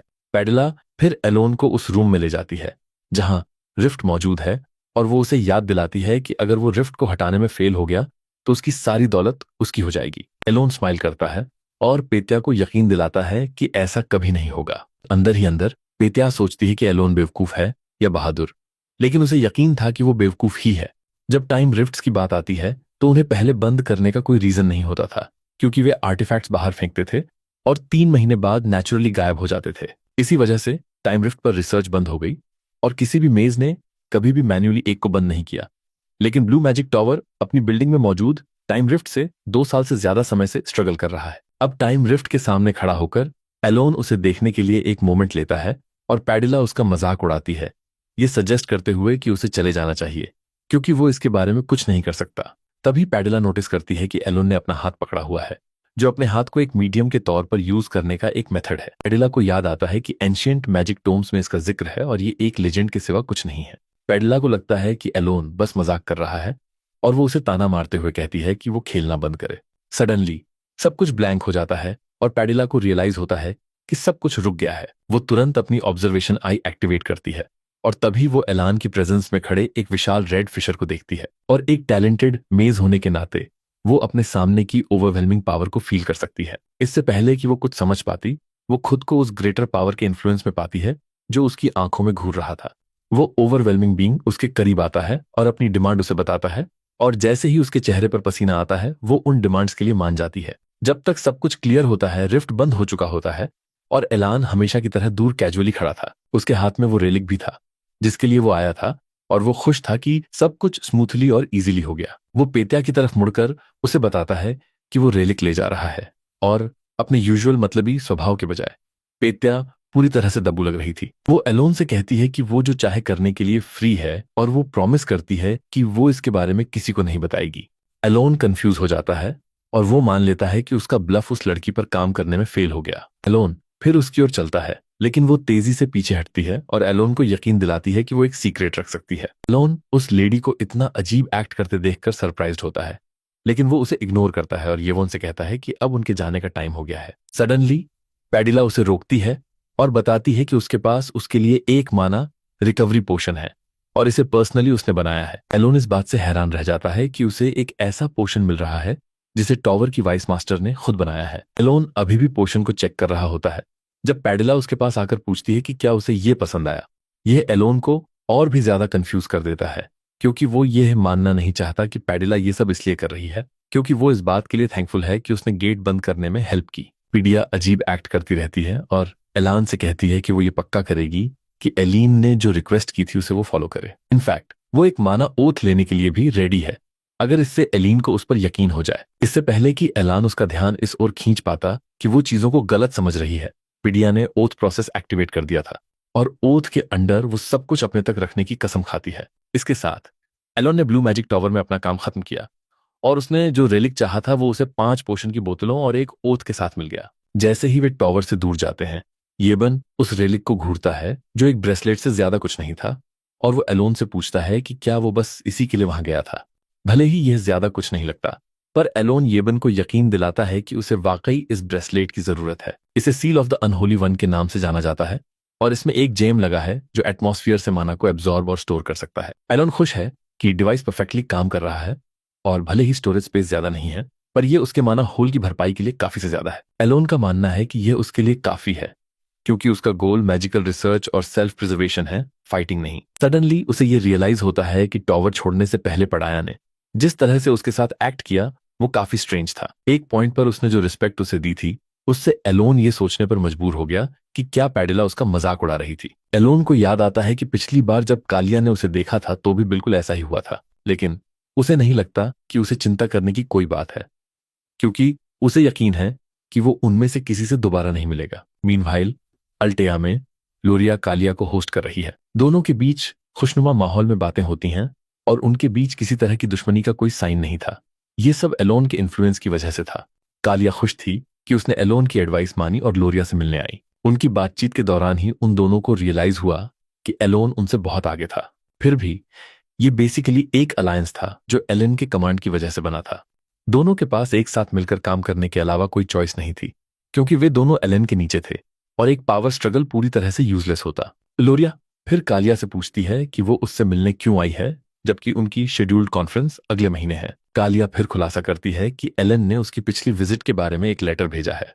कालिया लोरिया को लेटर दिखाती है और लेटर में एलन कालिया की मैनर की लास्ट विजिट और चीजें कैसे हुई इसके बारे में बात करता है। वो आगे कहता है कि कुछ दूसरे नोबल्स ने भी उससे इस बारे में शिकायत की है और लेटर को देखते हुए यह एक रेगुलर अपॉलॉजी लेटर लगता है, लेकिन लड़कियों का मानना है कि इसमें एक हिडन मैसेज है।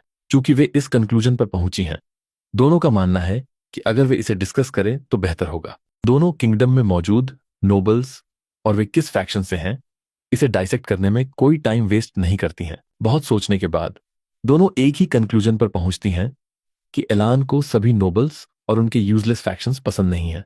इस बात को ध्यान में रखते हुए वे मान लेती हैं कि एलोन सभी नोबल्स को किल करना चाहता है। दोनों लेडीज का मानना है कि एलोन किंगडम को मौजूदा नोबल्स से छुटकारा दिलाना चाहता है और एक नया रिजीम बनाना चाहता है। दोनों बेसिकली हर चीज पर ओवरथिंक करती हैं और एक ही कंक्लूजन पर पहुंचती हैं कि एलोन सबसे टॉप पर रहना चाहता है। क्योंकि वे उसकी हेल्प करने के लिए उत्सुक रही हैं, वे अपने प्लान्स डिस्कस करना स्टार्ट कर देती हैं। मीनवाइल ब्लू मैजिक टावर पर टावर मास्टर आ चुका है और वो एलोन की विजिट से जुड़ी सारी डिटेल्स जानना चाहता है। At the same time Elon को बस इस बात की चिंता है कि वो जल्दी से घर कैसे पहुंचे ताकि वो यूटिया का मंथली लेटर रिसीव कर सके।